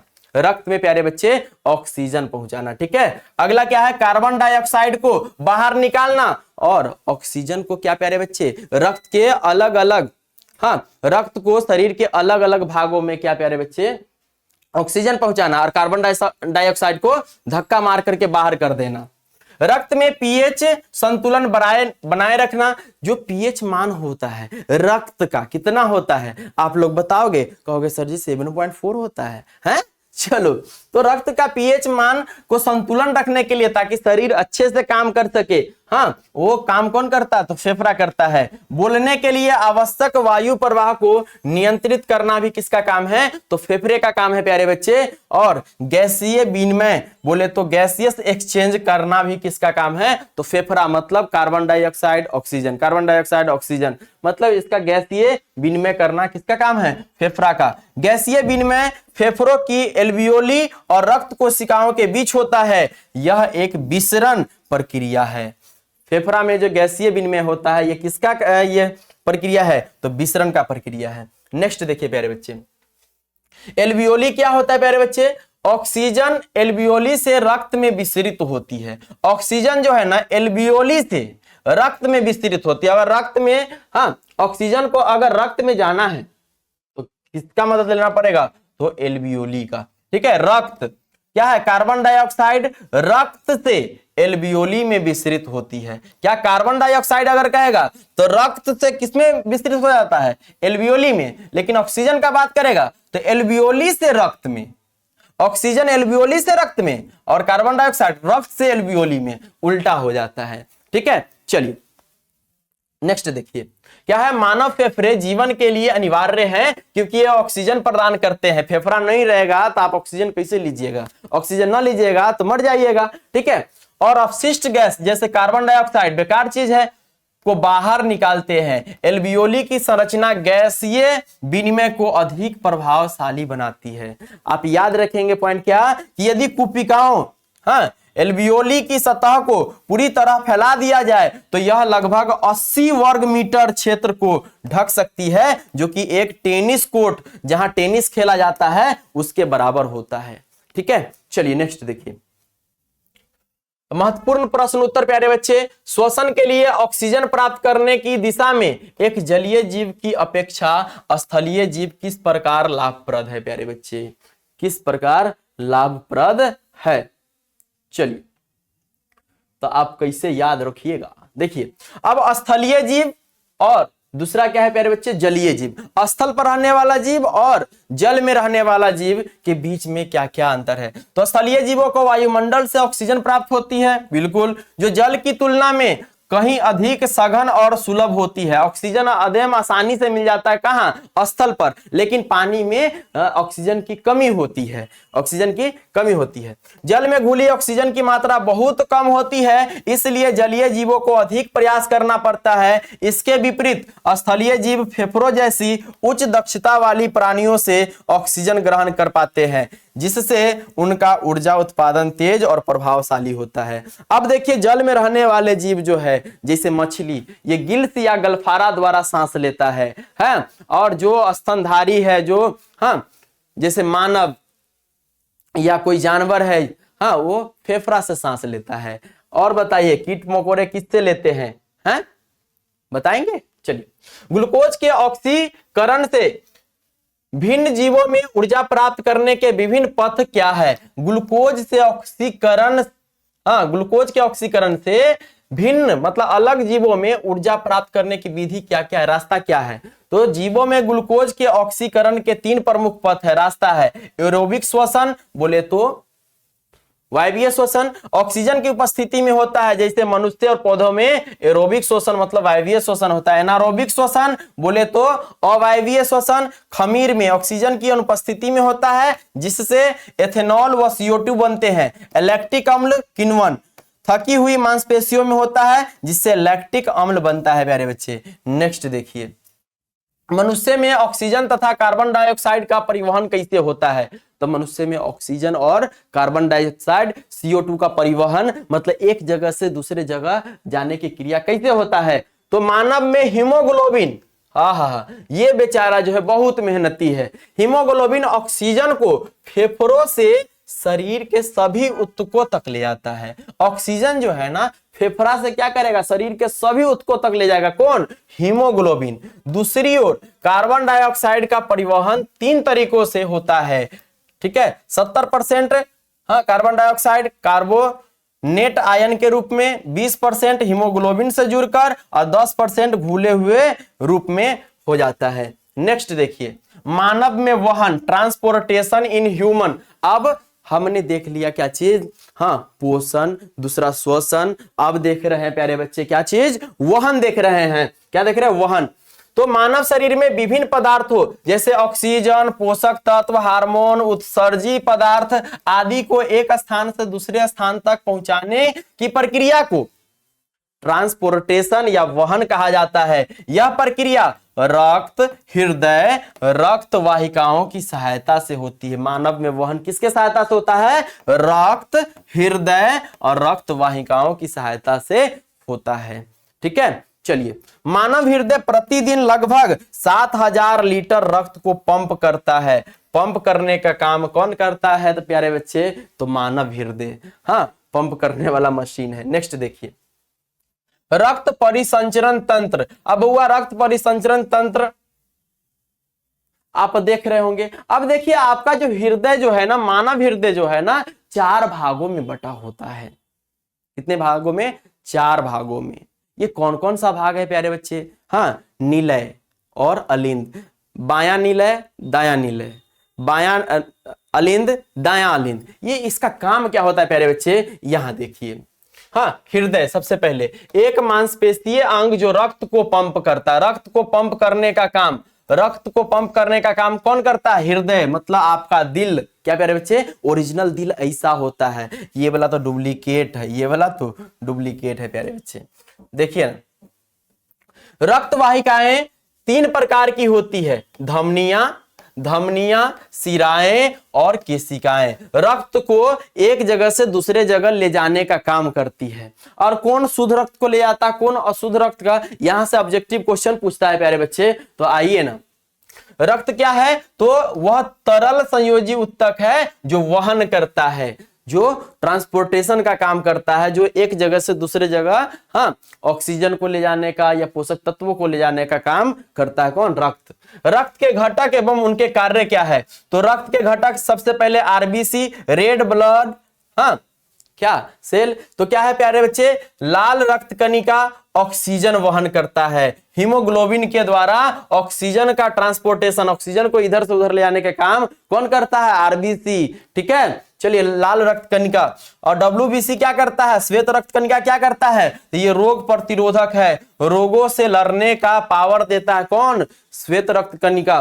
ठीक है, डब्ल्यूबीसी। और प्लेटलेटस, इसका काम क्या होता है, जैसे आप कहीं गिर गए, ब्लड आना शुरू हो गया, तो उसको रोकने का काम, थक्का जमाने का काम कौन करता है, तो प्लेटलेटस। प्लाज्मा का काम क्या है प्यारे बच्चे, तो पोषक तत्व, हार्मोन व अपशिष्ट का वहन। जो मतलब बेकार पदार्थ है उसको ट्रांसपोर्टेशन, एक जगह से दूसरे जगह ले जाएगा, पोषक तत्व को ले जाएगा, हार्मोन को ले जाएगा। ये सब क्या है, तो ये सब रक्त के घटक है प्यारे बच्चे। ठीक है, आप बताएंगे कि प्लाज्मा में कितना % पानी पाया जाता है, ये कमेंट करेंगे। चलिए लसिका तंत्र।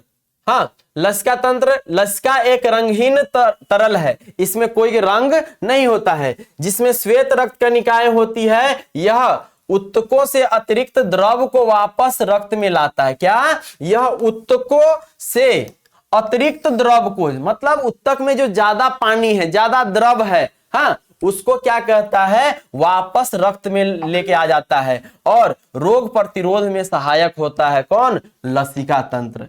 नोट में याद रखेंगे कि हृदय 4 कक्षों वाला होता है, 2 अलिंद और 2 निलय। इसमें डबल सर्कुलेशन होता है, मतलब दोहरा परिसंचरण होता है, फुफ्फुसीय परिसंचरण और प्रणाली परिसंचरण। एक एक करके देखिए ना।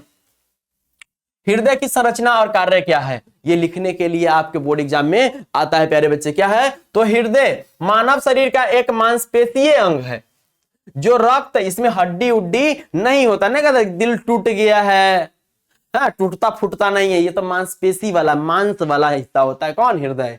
ठीक है, तो हृदय मानव शरीर का एक मांसपेशीय अंग है, जो रक्त परिसंचरण के लिए पंपिंग स्टेशन की तरह कार्य करता है। यह छाती की गुहा, हाँ, में बाईं ओर थोड़ा झुका हुआ स्थित होता है।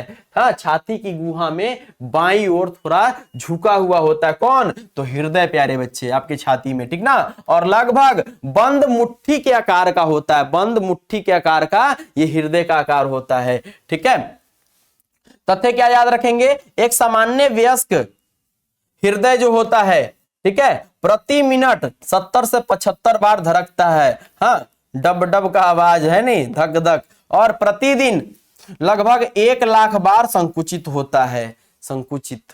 ठीक ना, चलिए नेक्स्ट देखिए। संकुचित मतलब जानते हैं ना।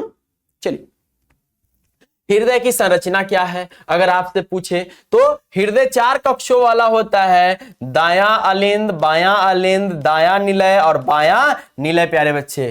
ठीक है, चलिए एक एक करके जानते हैं। हृदय को पेरिकार्डियम नामक दोहरी झिल्ली ढकती है। ठीक है, जो सुरक्षा का कार्य करती है, मतलब हृदय को सुरक्षा कौन देता है, तो पेरिकार्डियम नामक दोहरी झिल्ली। ठीक है, ये सुरक्षा प्रदान करता है। नेक्स्ट देखिए, हृदय की संरचना और कार्य का सारांश क्या है प्यारे बच्चे, तो दायां अलिंद का काम क्या होता है और दायां अलिंद का काम क्या होता है और बायां अलिंद का काम क्या होता है। सो देखिए, दायां अलिंद क्या है प्यारे बच्चे, इसका स्थान तो ऊपरी दाया भाग होता है। आपने इसमें देखा ऊपरी दाहिना भाग होता है प्यारे बच्चे, ऊपरी दाहिना भाग। किसमें, ऊपरी दाहिना भाग क्या है, तो प्यारे बच्चे दायां अलिंद है। ठीक है, चलिए प्यारे बच्चे नेक्स्ट देखिए। तो शरीर से अशुद्ध रक्त प्राप्त करता है, पूरे शरीर से क्या करता है, जो बेकार खून है, जो खून खराब हो चुका है, अशुद्ध है, उसमें कुछ मिलावट आ गया है, उस शरीर से अशुद्ध रक्त प्राप्त करता है। दायां निलय का काम क्या है, तो ये नीचे दायां भाग में होता है, दाहिने भाग में होता है। और दाहिना हाथ कौन है प्यारे बच्चे, आपका दाहिना भाग कौन है, ये वाला है ना। चलिए, दाहिना भाग ये है, दाहिना भाग, हाँ सॉरी प्यारे बच्चे, सॉरी। चलिए, दाहिना भाग कौन सा है प्यारे बच्चे, देखो अपना हाथ, और इस तरह से आप देख लोगे तो दाहिने भाग को क्या कहते हैं प्यारे बच्चे, तो दायां निलय कहते हैं, जो नीचे दायां भाग में होता है। फेफड़ों को अशुद्ध रक्त भेजता है, फेफड़ा में क्या करता है, अशुद्ध रक्त को भेजता है फिर से छानने के लिए। हाँ, बायां अलिंद का काम है, ये कहां रहता है, तो ऊपरी बायां भाग में फेफड़ों से शुद्ध रक्त प्राप्त करता है। ये फेफड़ा से शुद्ध रक्त कौन प्राप्त करता है? तो बायां आलिंद। और बायां निलय का काम क्या होता है? तो नीचे बायां भाग में ये होता है, लेकिन काम क्या है? पूरे शरीर में शुद्ध रक्त पंप करना। किसका काम है? तो बायां निलय का। चलिए नेक्स्ट देखिए, हृदय के कार्य क्या होता है? तो पूरे शरीर में रक्त का परिसंचरण करना, ऑक्सीजन युक्त और ऑक्सीजन रहित रक्त को अलग रखना। किसका काम है? हृदय का काम है। फेफड़ों तक अशुद्ध रक्त भेजना और वहां से शुद्ध रक्त प्राप्त करना। हाँ, अशुद्ध को जमा कर लेगा, शुद्ध को अपने साथ ले आएगा। कौन? हृदय। तो कोशिकाओं तक पोषण, हार्मोन व अपशिष्ट को पहुंचाना किसका काम है? तो हृदय के कार्य है प्यारे बच्चे। विशेष जानकारी, मानव हृदय में डबल सर्कुलेशन होता है, दोहरा परिसंचरण होता है। एक बार रक्त फेफड़ों की ओर जाता है और दूसरी बार पूरे शरीर में। हाँ, यह शुद्ध और अशुद्ध रक्त को अलग रखने में सहायक होता है। कौन? मानव हृदय प्यारे बच्चे। नेक्स्ट देखिए, दोहरा रक्त परिसंचरण। ये याद रखिएगा प्यारे बच्चे, इंपॉर्टेंट बात है क्या? कि मनुष्य के हृदय में रक्त 2 बार परिसंचरित होता है, एक बार फेफड़ों के माध्यम से और दूसरी बार शरीर के सभी अंगों तक। इस प्रक्रिया को ही दोहरा रक्त परिसंचरण कहा जाता है। यह प्रणाली शुद्ध और अशुद्ध रक्त को एक दूसरे से क्या करते हैं प्यारे बच्चे? अलग रखने में सहायक करता है। कौन? तो दोहरा रक्त परिसंचरण ये एक प्रक्रिया है जिसमें शुद्ध रक्त और अशुद्ध रक्त को अलग करने के लिए क्या करता है? ये काम करता है दोहरा रक्त परिसंचरण। ठीक है, चलिए नेक्स्ट देखिए, दोहरा परिसंचरण केवल ऊंचे दर्जे के स्थलीय प्राणियों जैसे कि स्तनधारी, जैसे मानव, गाय, भैंस, ये सब क्या है? उच्च स्तनधारी है। ठीक है, और पक्षी में होता है, जिससे कोशिकाओं को ऑक्सीजन की अवधि हाँ मात्रा मिलती है। ठीक है, चलिए अधिक मात्रा में मिलती है क्या चीज? ऑक्सीजन। नेक्स्ट देखिए, 2 प्रकार के परिसंचरण, फुफ्फुसीय परिसंचरण और प्रणाली परिसंचरण। ये क्या होता है? ये क्या होता है प्यारे बच्चे? तो आप याद रखेंगे कि ये दाएं निलय से शुरू होता है, जहां से अशुद्ध रक्त फेफड़ों की ओर भेजा जाता है। हाँ, अशुद्ध रक्त को फेफड़ा में भेज दिया जाता है और शुद्ध रक्त को वापस बाएं आलिंद में लौटता है। तो ये किसका काम है? तो फुफ्फुसीय परिसंचरण का। और प्रणाली परिसंचरण का काम क्या है? तो ये बाएं निलय से शुरू होता है। हाँ, ये दाएं निलय से फुफ्फुसीय, और ये प्रणाली में क्या होता है? तो ये बाएं निलय से होता है। ठीक है, वो दाएं से तो ये बाएं से, जहां से शुद्ध रक्त पूरे शरीर में भेजा जाता है और अशुद्ध रक्त वापस दाहिने आलिंद में लौट जाता है। नेक्स्ट देखिए प्यारे बच्चे, क्या है विशेषता? क्या है? तो आरंभ बिंदु किसका? तो फुफ्फुसीय संरचना का दायां निलय और प्रणाली संरचना में बायां निलय। हाँ, गंतव्य कहां जाता है? तो भैया फुफ्फुसीय परिसंचरण में फेफड़ा में, और प्रणाली परिसंचरण में क्या होता है? शरीर के सभी अंगों में भेजा जाता है। मुख्य कार्य क्या है किसका? फुफ्फुसीय का। तो रक्त को ऑक्सीजन युक्त बनाना, रक्त में ऑक्सीजन को हाँ एक साथ कर देना। और प्रणाली परिसंचरण में क्या होता है? ऑक्सीजन युक्त रक्त को अंगों तक पहुंचाने का काम हो जाता है। समाप्ति बिंदु ये क्या है प्यारे बच्चे? फुफ्फुसीय परिसंचरण में सबसे अंतिम बिंदु क्या है? तो बायां आलिंद है, और प्रणाली परिसंचरण में कौन है? तो दायां आलिंद है। ठीक है, आपने ये देख लिया। नेक्स्ट देखो प्यारे बच्चे, नेक्स्ट क्या है? दोहरा रक्त परिसंचरण एक उच्च दक्ष प्रणाली है जो कोशिकाओं को अधिक मात्रा में ऑक्सीजन प्रदान करता है। किसमें? तो दोहरा परिसंचरण में ऑक्सीजन की मात्रा बहुत अधिक होती है।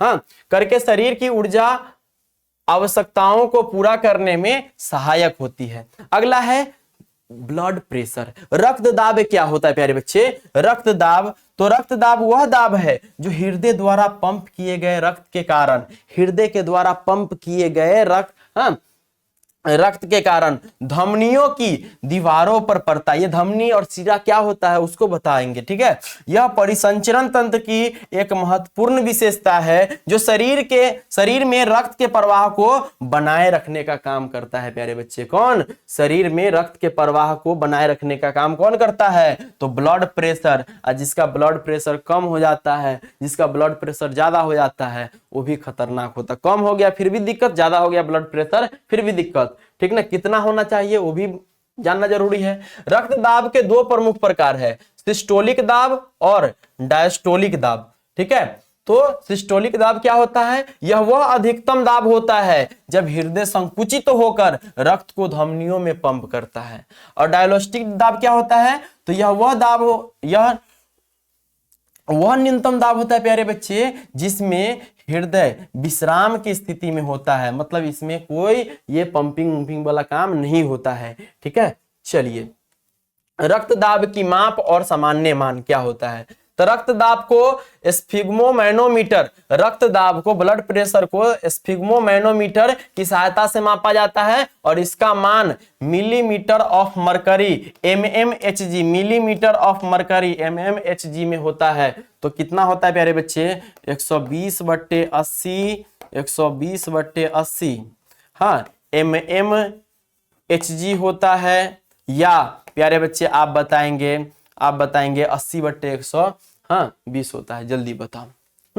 जो सामान्य दाब होना चाहिए, ब्लड प्रेशर होना चाहिए। तो सिस्टोलिक में क्या है? 120 mmHg जो कि सामान्य है, और डायस्टोलिक में 80 mmHg जो कि सामान्य है। ठीक है, याद रखेंगे। नेक्स्ट देखिए, महत्वपूर्ण जानकारी प्यारे बच्चे, जब रक्तदाब 140/90 mmHg से अधिक होता है तो इसे उच्च रक्तदाब मतलब हाइपरटेंशन मतलब हाई ब्लड प्रेशर कहते हैं, और जब 90/60 mmHg से कम होता है तो निम्न रक्तदाब मतलब हाइपोटेंशन मतलब कहते हैं कि बीपी कम है। ठीक है, चलिए रक्तदाब के नियमन में शामिल कारक क्या है? तो हृदय की गति और बल, रक्त वाहिकाओं का व्यास, और रक्त की मात्रा और चिपचिपापन, और हार्मोन और तंत्रिका नियंत्रण। ठीक है, चलिए नेक्स्ट, रुधिर वाहिकाएं, ब्लड वेसल्स, ब्लड जो जाता है जिस वाहिकाओं के द्वारा। तो मानव शरीर में रक्त के परिवहन हेतु विशेष नलिकाओं को रुधिर वाहिकाएं कहा जाता है।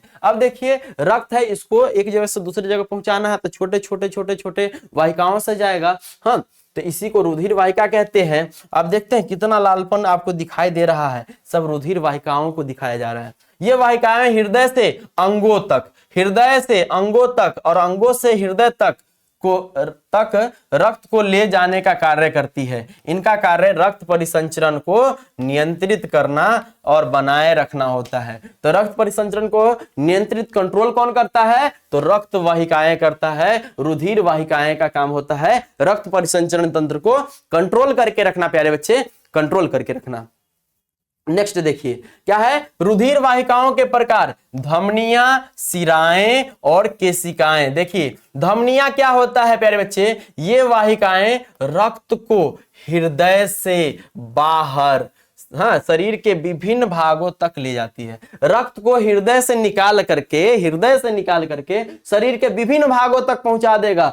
कौन काम करेगा? ये तो धमनी का काम होता है। और शिरा का काम क्या होता है? वेंस का काम क्या होता है? ये वाहिकाएं रक्त को शरीर से, पूरे शरीर में जो अशुद्ध रक्त हो गया है उसको फिर से वापस हृदय तक लेकर के आती है। कौन? शिराएं। पूरे शरीर से कौन? तो शिराएं। ठीक है, पूरे शरीर से शिराएं, पूरे शरीर से शिराएं। ठीक है, क्या है? वापस हृदय तक ले जाने का काम करती है। केशिकाएं, ये बहुत पतली वाहिकाएं होती है जो धमनियों और शिराओं को जोड़ती है तथा कोशिकाओं के साथ पदार्थों का आदान प्रदान करती है। क्या प्यारे बच्चे? ये बहुत पतली वाहिकाएं होती है जो धमनियों और शिराओं को जोड़ने का काम कौन करती है? तो केशिकाएं का काम होता है धमनी और शिरा को जोड़ देना तथा कोशिकाओं के साथ पदार्थों का आदान प्रदान करना। मान लीजिए 2 रोड है, अब बीचवा में पुल है, हाँ अब जाने का रास्ते नहीं है, तो इसको जोड़ने का काम कौन करेगा? तो केशिकाएं। मान लो धमनी और शिराएं क्या है? रास्ता है, और बीच में ये पुल है, केशिकाएं। ठीक है, चलो तो धमनी और शिराओं में अंतर क्या है? तो भैया बिंदु अगर याद रखेंगे, रक्त की दिशा, तो भैया धमनी का क्या होता है? रक्त की दिशा तो हृदय से शरीर की ओर। ठीक है, और शिरा का काम क्या होता है? शरीर से हृदय की ओर, जस्ट उल्टा। रक्त प्रकार, तो अधिकतर शुद्ध रक्त इसमें होता है किसमें? धमनी में। लेकिन फुफ्फुसीय धमनी याद रखिएगा आप बाद में, इसमें अशुद्ध होता है। इसमें क्या होता है? अशुद्ध होता है। अधिकतर शुद्ध रक्त ही होता है किसमें? धमनी में। लेकिन फुफ्फुसीय धमनी में कहेगा तो आप याद रखिएगा कि अशुद्ध रक्त प्रवाहित होता है। और शिरा में अगर कहेगा प्यारे बच्चे क्या? रक्त का प्रकार क्या है? तो अधिकतर अशुद्ध रक्त ही होता है इसमें। लेकिन फुफ्फुसीय शिरा, फुफ्फुसीय शिरा का बात करेगा तो कह दीजिएगा, इसमें तो पूरा शिरा में अशुद्ध होता है, लेकिन फुफ्फुसीय शिरा कहेगा तो कह दीजिएगा शुद्ध। क्या होता है प्यारे बच्चे? शुद्ध। अपवाद है, ये बात याद रखिएगा, ये बात याद रखिएगा प्यारे बच्चे, ठीक है। चलिए, दीवारों की मोटाई, इस अगर धमनी का बात करें तो मोटी और लचीलापन युक्त होता है। किसका? तो धमनी के दीवारों की मोटाई। लेकिन अगर शिरा के दीवारों की मोटाई कहेगा तो पतली और कम लचीली होती है। हाँ, जस्ट उल्टा प्यारे बच्चे। वाल्व की उपस्थिति, भैया धमनी में कोई वाल्व नहीं होते हैं और शिरा में प्यारे बच्चे उल्टे प्रवाह को रोकने हेतु वाल्व लगे होते हैं, ठीक है। चलिए आगे देखिए, दबाव, अगर दबाव का बात करें धमनी में प्यारे बच्चे तो उच्च रक्तदाब होता है। हाँ, हाइपरटेंशन बोले तो हाई ब्लड प्रेशर होता है। अगर ये शिरा में देखें तो कम रक्तदाब होता है, ठीक है, ब्लड का बहुत कम प्रेशर होता है। नेक्स्ट देखिए प्यारे बच्चे, क्या है? तथ्य याद रखेंगे। शरीर की सबसे बड़ी धमनी तो महाधमनी है, ठीक है, और सबसे बड़ी शिरा महाशिरा है, ठीक है। चलिए, प्लेटलेट्स द्वारा अनुरक्षण एवं लसिका, प्लेटलेट्स द्वारा अनुरक्षण एवं लसिका क्या काम होता है प्यारे बच्चे? तो प्लेटलेट्स द्वारा अनुरक्षण क्या है? तो प्लेटलेट्स या रक्त कणिकाएं रक्त में पाई जाने वाली कोशिकीय रचनाएं हैं जिनका मुख्य कार्य है रक्त का थक्का बनाना। रक्त का थक्का बनाने का काम कौन करता है? तो प्लेटलेट्स करता है प्यारे बच्चे। और ये अस्थि मज्जा में बनती है। ये कहां बनता है प्लेटलेट्स? तो अस्थि मज्जा में बनता है प्यारे बच्चे, ठीक है। चलिए नेक्स्ट देखिए, यदि शरीर में चोट लग जाए और प्लेटलेट्स सक्रिय न हो तो अत्यधिक रक्तस्राव से जीवन को खतरा हो सकता है। मान लो कोई व्यक्ति है जिसके शरीर में प्लेटलेट्स की कमी है, हाँ, और उसमें से ब्लड मतलब निकलना शुरू हुआ तो थक्का तो जमा नहीं पाएगा,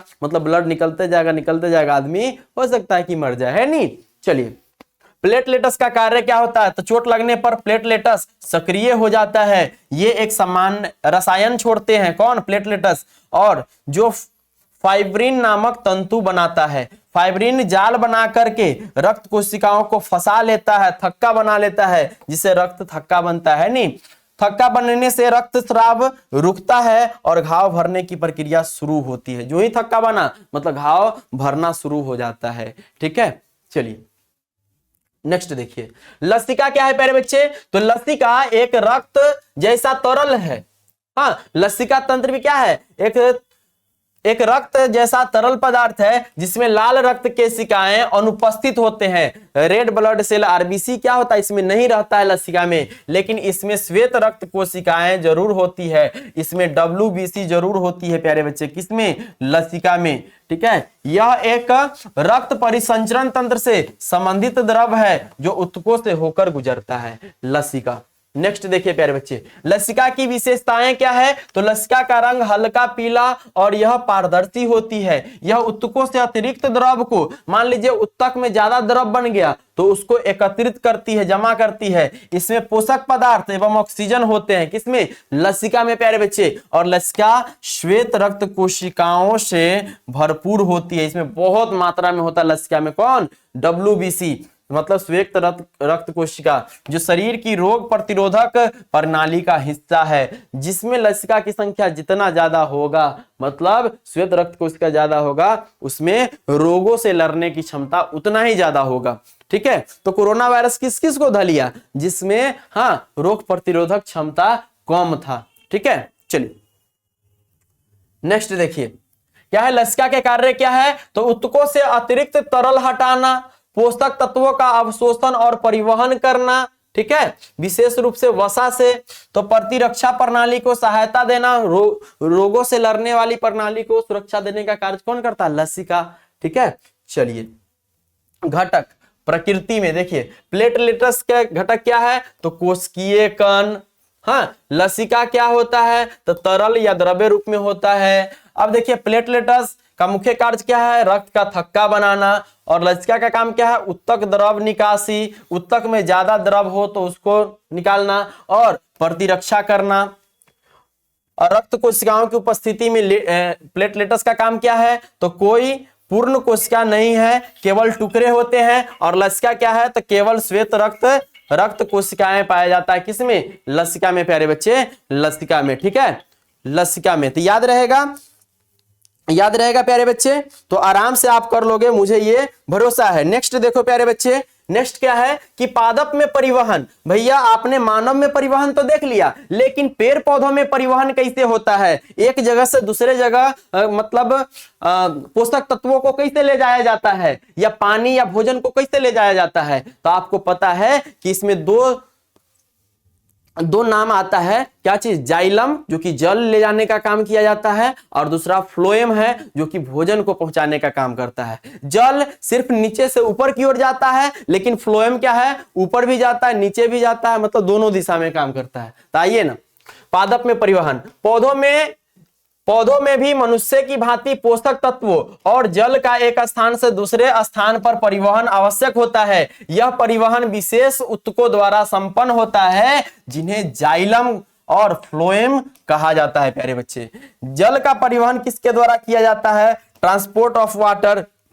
तो पौधों की जड़ें मिट्टी से जल और खनिजों को अवशोषित करती है, और यह जल जड़ से तने और पत्तियों तक जाइलम ऊतक के माध्यम से पहुंचता है। मतलब जल का परिवहन कौन करता है, तो जाइलम ऊतक करता है, और ये भोजन का परिवहन कौन करता है प्यारे बच्चे, तो फ्लोएम करता है। और जल का अगर दिशा पूछे, जाइलम का दिशा पूछे, तो कहेंगे कि नीचे से ऊपर की ओर, लेकिन फ्लोएम का ऊपर से नीचे और नीचे से ऊपर दोनों होता है। इस बात को याद रखिएगा, ये आपके बोर्ड में पूछा जाता है प्यारे बच्चे। ठीक है, नेक्स्ट देखो, जल परिवहन की प्रक्रियाएं। जड़ों में उपस्थित रूट और हेयर मिट्टी से जल अवशोषित करते हैं। अब देखिए जड़ में क्या होता है, आप कोई पौधा है उसके जड़ में क्या होता है, बहुत सारे क्या होता है, ये केस जैसा संरचना होता है। ये क्या करता है, मिट्टी से जल अवशोषित कर लेता है और पूरे पौधा में भेजा देता है। ठीक ना, जल ऑस्मोसिस द्वारा कोशिकाओं में प्रवेश करता है। यह जल जाइलम के माध्यम से ऊपर की ओर जाता है, हमने बताया।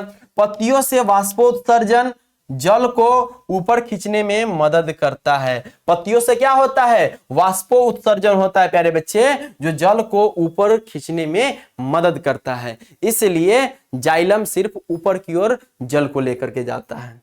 नेक्स्ट देखिए, भोजन का परिवहन क्या होता है, तो पादप में भोजन का परिवहन, पत्तियां जो होती है प्रकाश संश्लेषण द्वारा भोजन बनाती है। अब पत्तियां में क्या होता है, छोटे छोटे छिद्र होते हैं, छोटे छोटे छिद्र जिसको आप खुली आंख से नहीं देख सकते हैं, उसको रंध्र या एस्टोमाटा कहते हैं। रंध्र या एस्टोमाटा कहते हैं प्यारे बच्चे, रंध्र या एस्टोमाटा उसी को कहते हैं। हाँ, पत्तियों में छोटे छोटे छिद्र को रंध्र या एस्टोमाटा कहते हैं।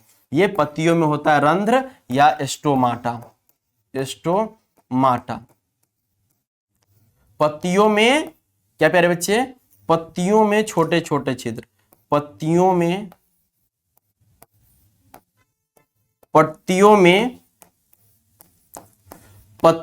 छोटे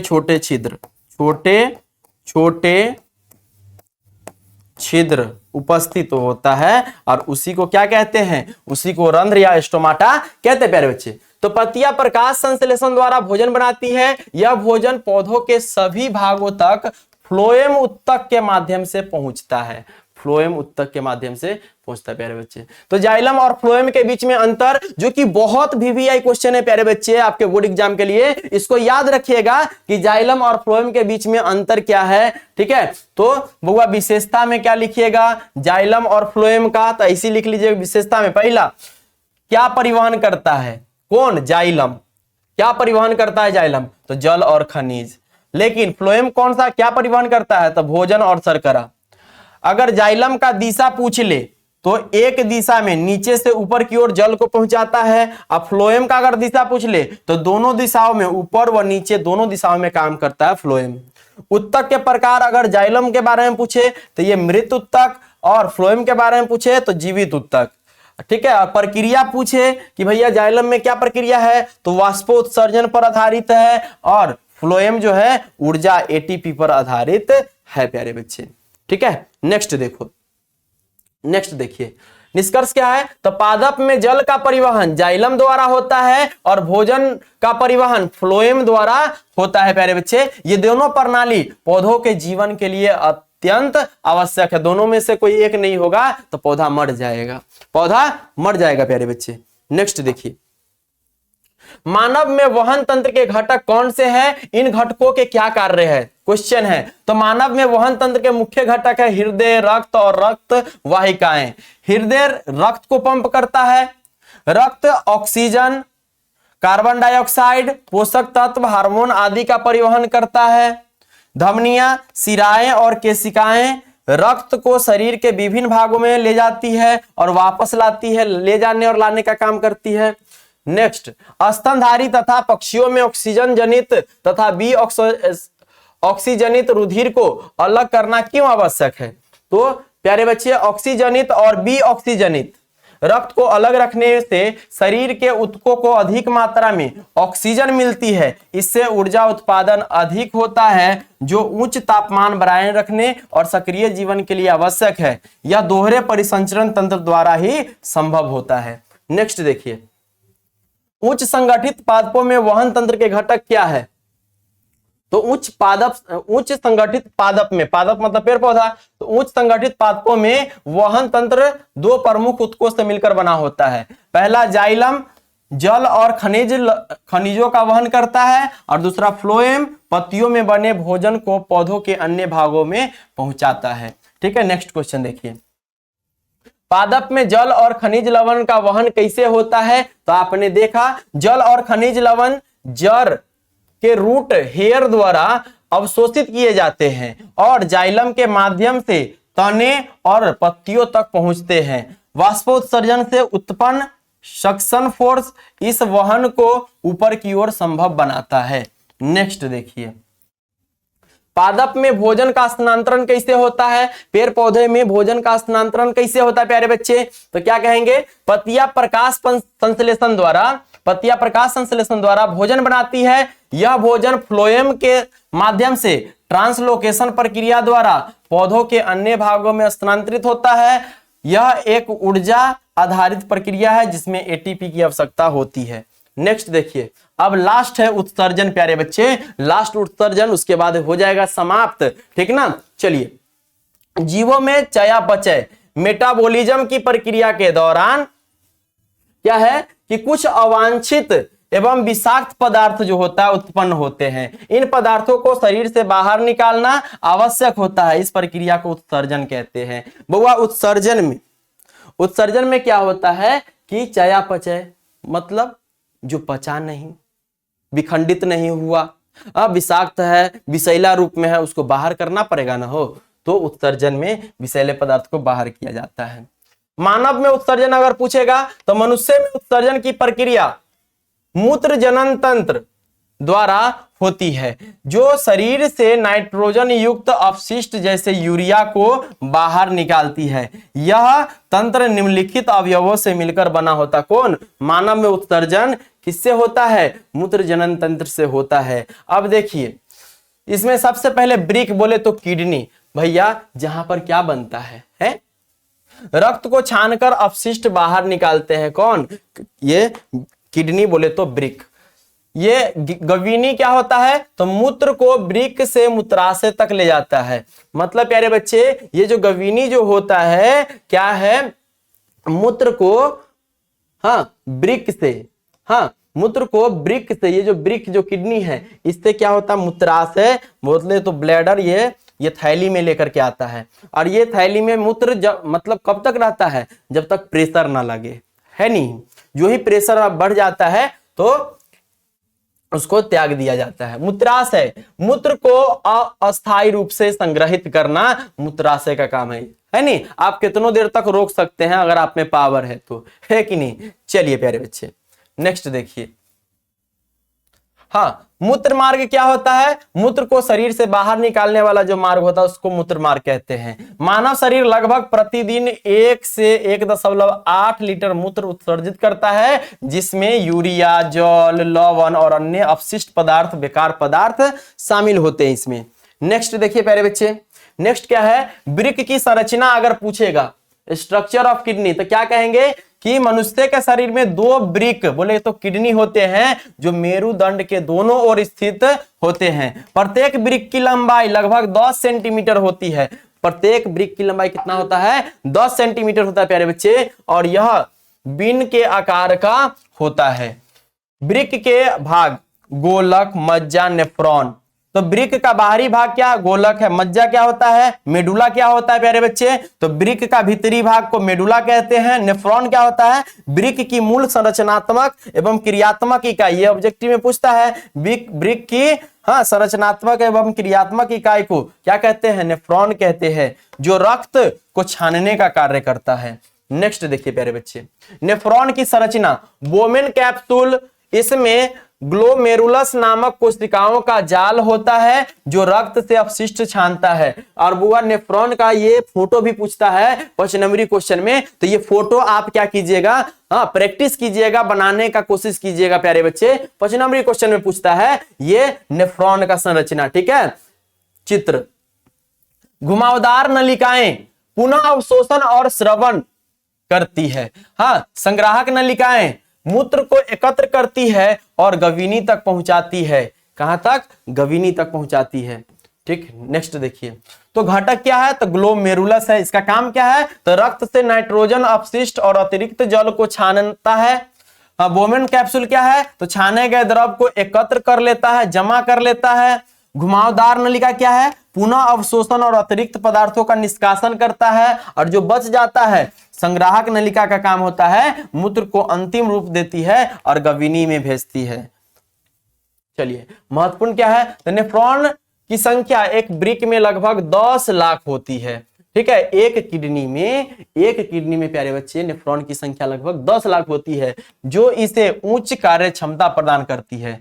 कृत्रिम वृक्क क्या होता है? या अपोहन, या ये क्या बोलते हैं, डायलिसिस क्या होता है? डायलिसिस, जैसे प्रेमानंद महाराज जी के पास किडनी खराब है दोनों, तो वो अभी जिंदा किस पर है? तो डायलिसिस होता है। मतलब क्या है? कृत्रिम वृक्क लगा हुआ है, मतलब ये मशीन से डायलिसिस किया जाता है। वो हमेशा देखते हैं एक पीला सा ओढ़ना ओढ़े रहते हैं, उसके अंदर कुछ लगा हुआ है, आप देखे होंगे। तो वो क्या है? डायलिसिस की प्रक्रिया होता है। जब किसी व्यक्ति के दोनों वृक्क ठीक से कार्य नहीं करते हैं, तब शरीर से विषाक्त अपशिष्ट पदार्थों को बाहर निकालने के लिए कृत्रिम उपाय की आवश्यकता होती है। डायलिसिस करवाइए, नहीं तो कोई व्यक्ति अगर आपको किडनी देना चाहे तो आप उस किडनी का यूज कर सकते हैं।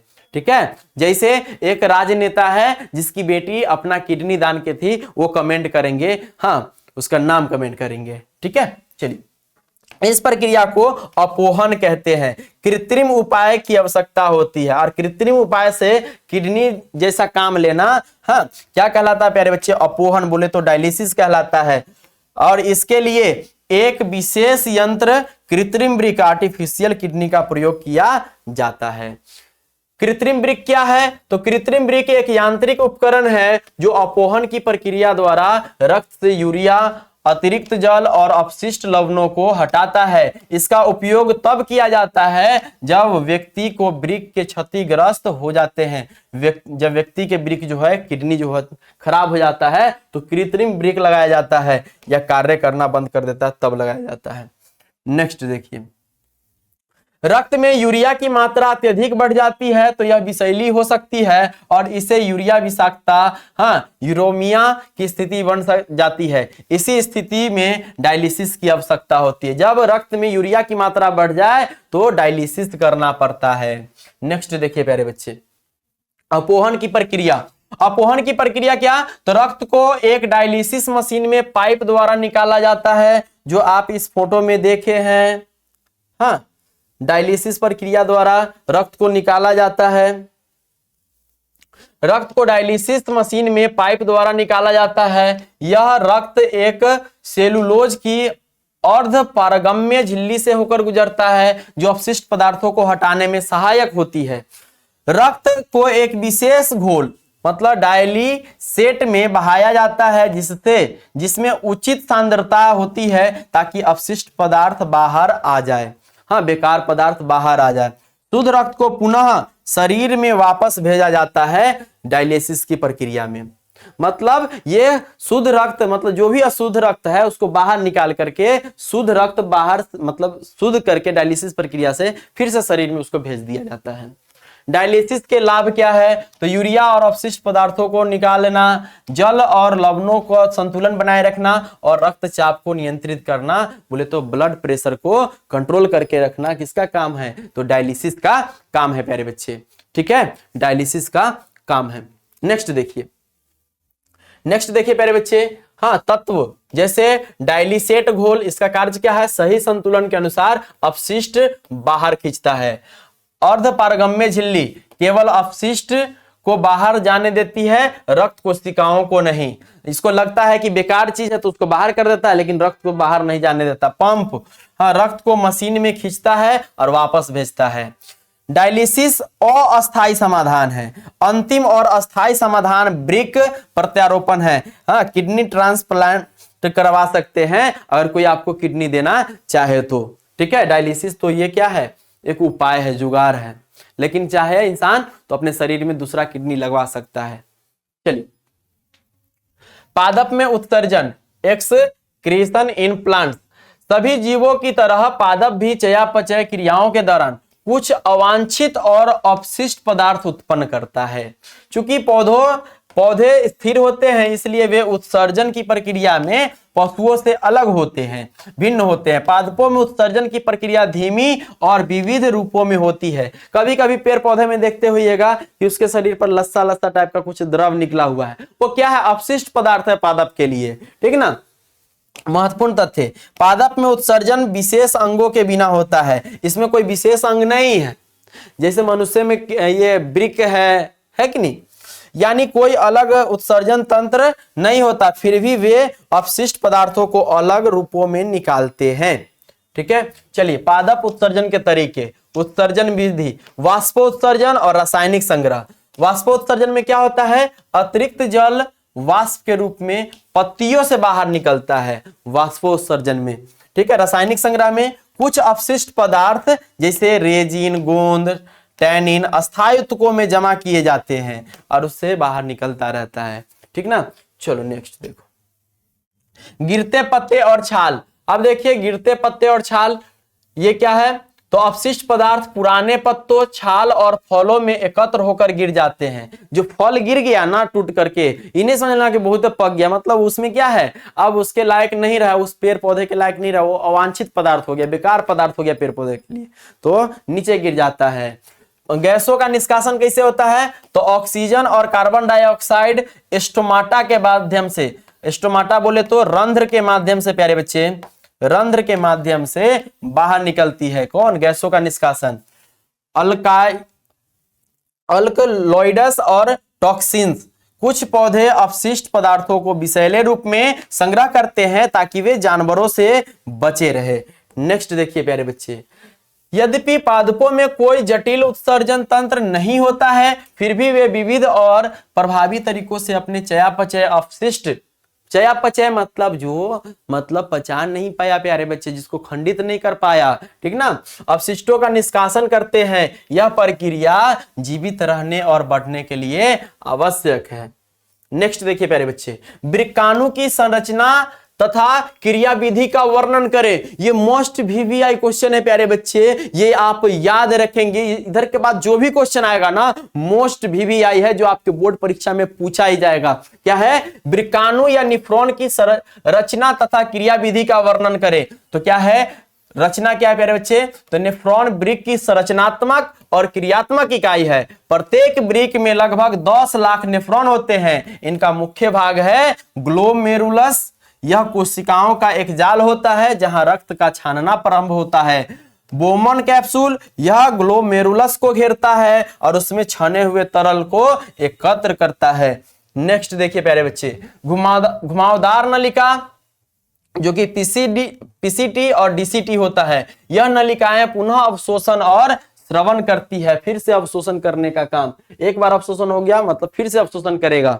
ठीक है, नेक्स्ट देखो, लूप ऑफ हेनले, जल और लवणों के पुनः अवशोषण में सहायक। संग्राहक नलिका मूत्र को एकत्र कर गवीनी में भेजती है। क्रिया विधि, नेफ्रॉन में मूत्र निर्माण की प्रक्रिया 3 चरणों में होती है। छानना, अब देखिए ग्लोमेरुलस में उच्च रक्तदाब, हाई ब्लड प्रेशर के कारण रक्त से जल का अपशिष्ट छानकर बोवेन कैप्सूल में प्रवेश करते हैं। नेक्स्ट देखिए प्यारे बच्चे, पुनः अवशोषण 5 नंबरी क्वेश्चन है। आवश्यक जल, ग्लूकोज, अमीनो अम्ल आदि नलिकाओं में से वापस रक्त में अवशोषित होता है। पुनः अवशोषण में, हाँ, श्रवण में क्या होता है, तो अतिरिक्त आयन व अपशिष्ट रक्त से उत्सर्जन नलिका में छोड़े जाते हैं। अब देखिए नेक्स्ट क्वेश्चन। नेक्स्ट क्वेश्चन प्यारे बच्चे क्या है, क्या कि उत्सर्जी उत्पाद से छुटकारा पाने के लिए पादप किन किन विधियों का उपयोग करते हैं कि उत्सर्जी पदार्थ जो है उससे छुटकारा मिल जाए। हाँ, तो वाष्पोत्सर्जन द्वारा, हाँ, गिरते अंगों के माध्यम से, गैसों का निष्कासन, अल्कलॉइड्स और टॉक्सिन के माध्यम से। देखिए पहला वाष्पोत्सर्जन द्वारा, जल वाष्प के रूप में स्टोमाटा द्वारा बाहर निकलता है। रासायनिक संग्रह, रेजिन, गोंद, टैनिन जैसे अपशिष्ट अस्थायी उत्तकों में संग्रहित रहते हैं। गिरते पत्तों के अंगों के माध्यम से पुराने पत्ते, छाल, फल गिराकर अपशिष्ट से छुटकारा पाते हैं। गैसों का निष्कासन, ऑक्सीजन व कार्बन डाइऑक्साइड जैसे गैसें स्टोमाटा से निकलती है। ठीक है, चलिए अल्कलॉइड्स और टॉक्सिन्स, हाँ, विषैले पदार्थ जानवरों से बचाव के रूप में संग्रह होते हैं। नेक्स्ट है प्यारे बच्चे, मूत्र बनने की मात्रा का नियमन किस प्रकार होता है, तो कहेंगे कि मूत्र की मात्रा का नियंत्रण शरीर की जल की मात्रा पर निर्भर करता है और यह hormone ADH anti diuretic hormone द्वारा नियंत्रित होता है। यह शरीर में जल की कमी, यदि शरीर में जल की कमी होती है प्यारे बच्चे तो ADH की मात्रा बढ़ जाती है और नेफ्रॉन अधिक जल का पुनः अवशोषण करते हैं जिससे मूत्र कम बनता है। अगला, शरीर में जल की अधिकता होती है तो ADH का स्रवण घटता है और अधिक जल मूत्र के रूप में बाहर निकलता है। जब शरीर में जितना पानी चाहिए उससे ज्यादा हो गया तो मूत्र के रूप में उसको बाहर निकाल दिया जाता है। इस प्रकार ADH जल संतुलन बनाए रखता है। क्वेश्चन पूछेगा कि जल संतुलन कौन बना के रखता है, तो कहेंगे ADH। ठीक है, और मूत्र की मात्रा को नियंत्रित करता है कौन, तो ADH प्यारे बच्चे। नेक्स्ट देखिए, अब ऑब्जेक्टिव क्वेश्चन देखिए प्यारे बच्चे, अब करेंगे क्लास को समाप्त। और जो बच्चा अगर अच्छे से पढ़ लिया होगा वो क्या है प्यारे बच्चे, उसका एक भी ऑब्जेक्टिव नहीं छूटेगा, जो हमने बताया उसी से आ जाएगा। ठीक है, तो पहला क्वेश्चन है कि मनुष्य में वृक्क एक तंत्र का भाग है जो संबंधित है, किससे संबंधित है भैया, तो उत्सर्जन से। किससे संबंधित है, ये वहन होगा नहीं, तो ये किससे संबंधित है, तो उत्सर्जन से संबंधित है प्यारे बच्चे।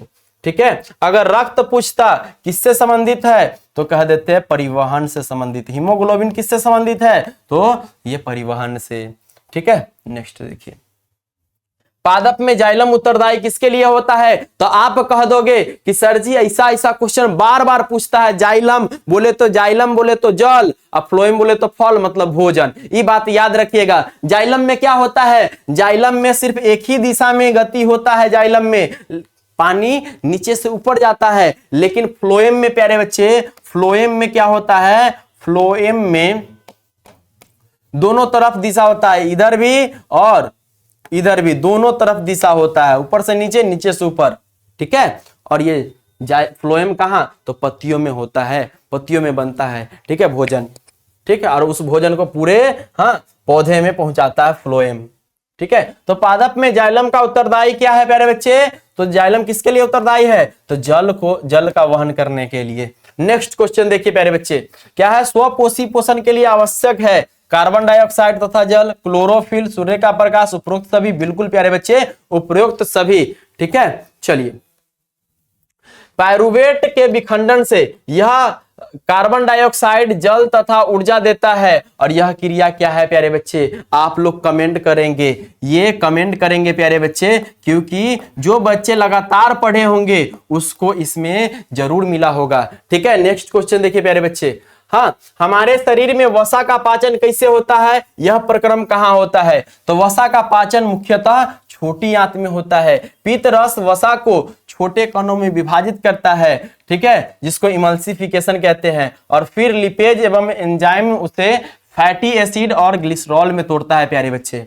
नेक्स्ट देखिए, भोजन के पाचन में लार की क्या भूमिका है, तो लार में टायलिन एंजाइम होता है जो स्टार्च को माल्टोज में बदल देता है।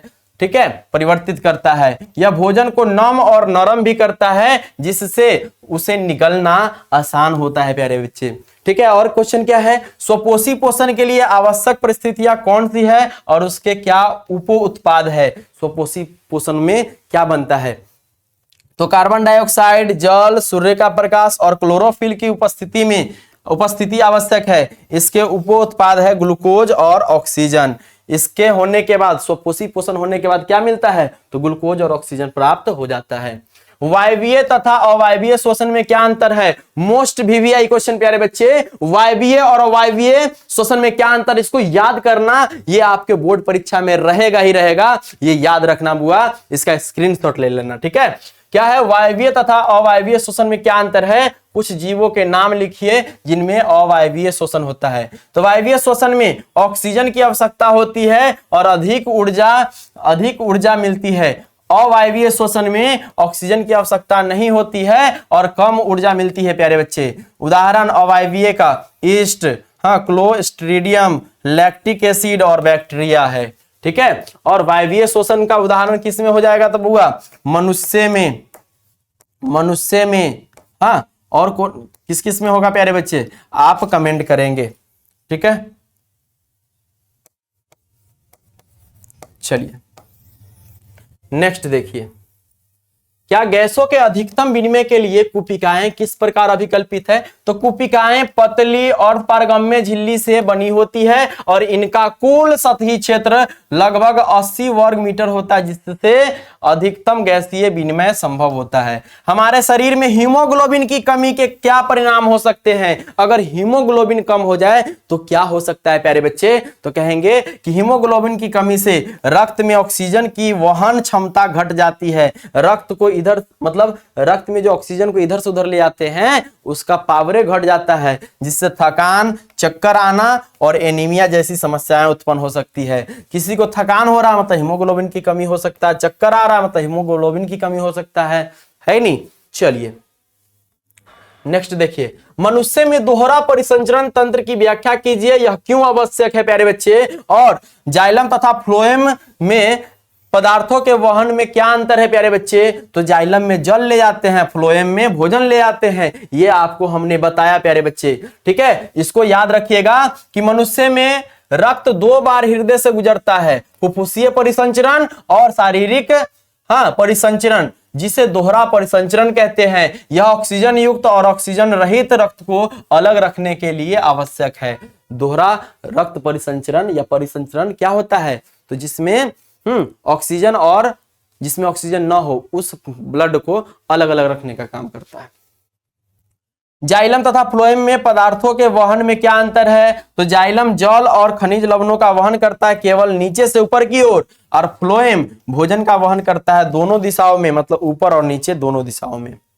नेक्स्ट प्यारे बच्चे, फुफ्फुस में कुपिकाओं की तथा वृक्क में वृक्काणु की रचना तथा क्रिया विधि की तुलना करिए। तो भैया फुफ्फुसीय कुपिका का काम क्या होता है, तो गैसों का विनिमय। वहीं पर वृक्काणु या नेफ्रॉन का काम क्या होता है, मूत्र निर्माण और अपशिष्ट निष्कासन। ठीक है, फुफ्फुसीय संरचना कैसा होता है, पतली झिल्ली होती है और रक्त वाहिकाओं से घिरी होती है, लेकिन वृक्काणु या नेफ्रॉन ग्लोमेरुलस और बोमेन कैप्सूल और नलिकाओं जैसी संरचना है। प्रक्रिया क्या होता है फुफ्फुसीय कुपिकाओं का, तो विसरण द्वारा गैसों का आदान प्रदान होता है, और इसमें वृक्काणु या नेफ्रॉन में क्या होता है, छानना या पुनः अवशोषण, श्रवण करना। इस तरह से प्यारे बच्चे हमने क्या किया, इसको 1 शॉट में समाप्त कर लिया। और जो बच्चे शुरू से अंत तक देखे होंगे उसका ऑब्जेक्टिव नहीं छूटेगा, क्योंकि और कुछ ऑब्जेक्टिव भी कराया और सब्जेक्टिव भी करा दिया हमने प्यारे बच्चे। अब मिलते हैं क्या नेक्स्ट क्लास में जब आएंगे तो जितना भी है सब मतलब ऑब्जेक्टिव होगा पूरा करा देंगे, और सब्जेक्टिव तो यहीं से हो जाएगा और ऑब्जेक्टिव भी हमने करा दिया। यहां तक देखने के लिए प्यारे बच्चे बहुत बहुत धन्यवाद। एक बार प्यारे बच्चे आप लोग जरूर कमेंट करोगे कि आज का क्लास कैसा रहा, साजन भैया का आज का क्लास कैसा रहा हमारे प्यारे बच्चे के लिए, मेरे भाई बहन के लिए। ठीक है, जब तक अपना ख्याल रखिए, मम्मी पापा का ख्याल रखिए, मस्त रहिए, झकास रहिए और पढ़ाई करते रहिए। जय हिंद।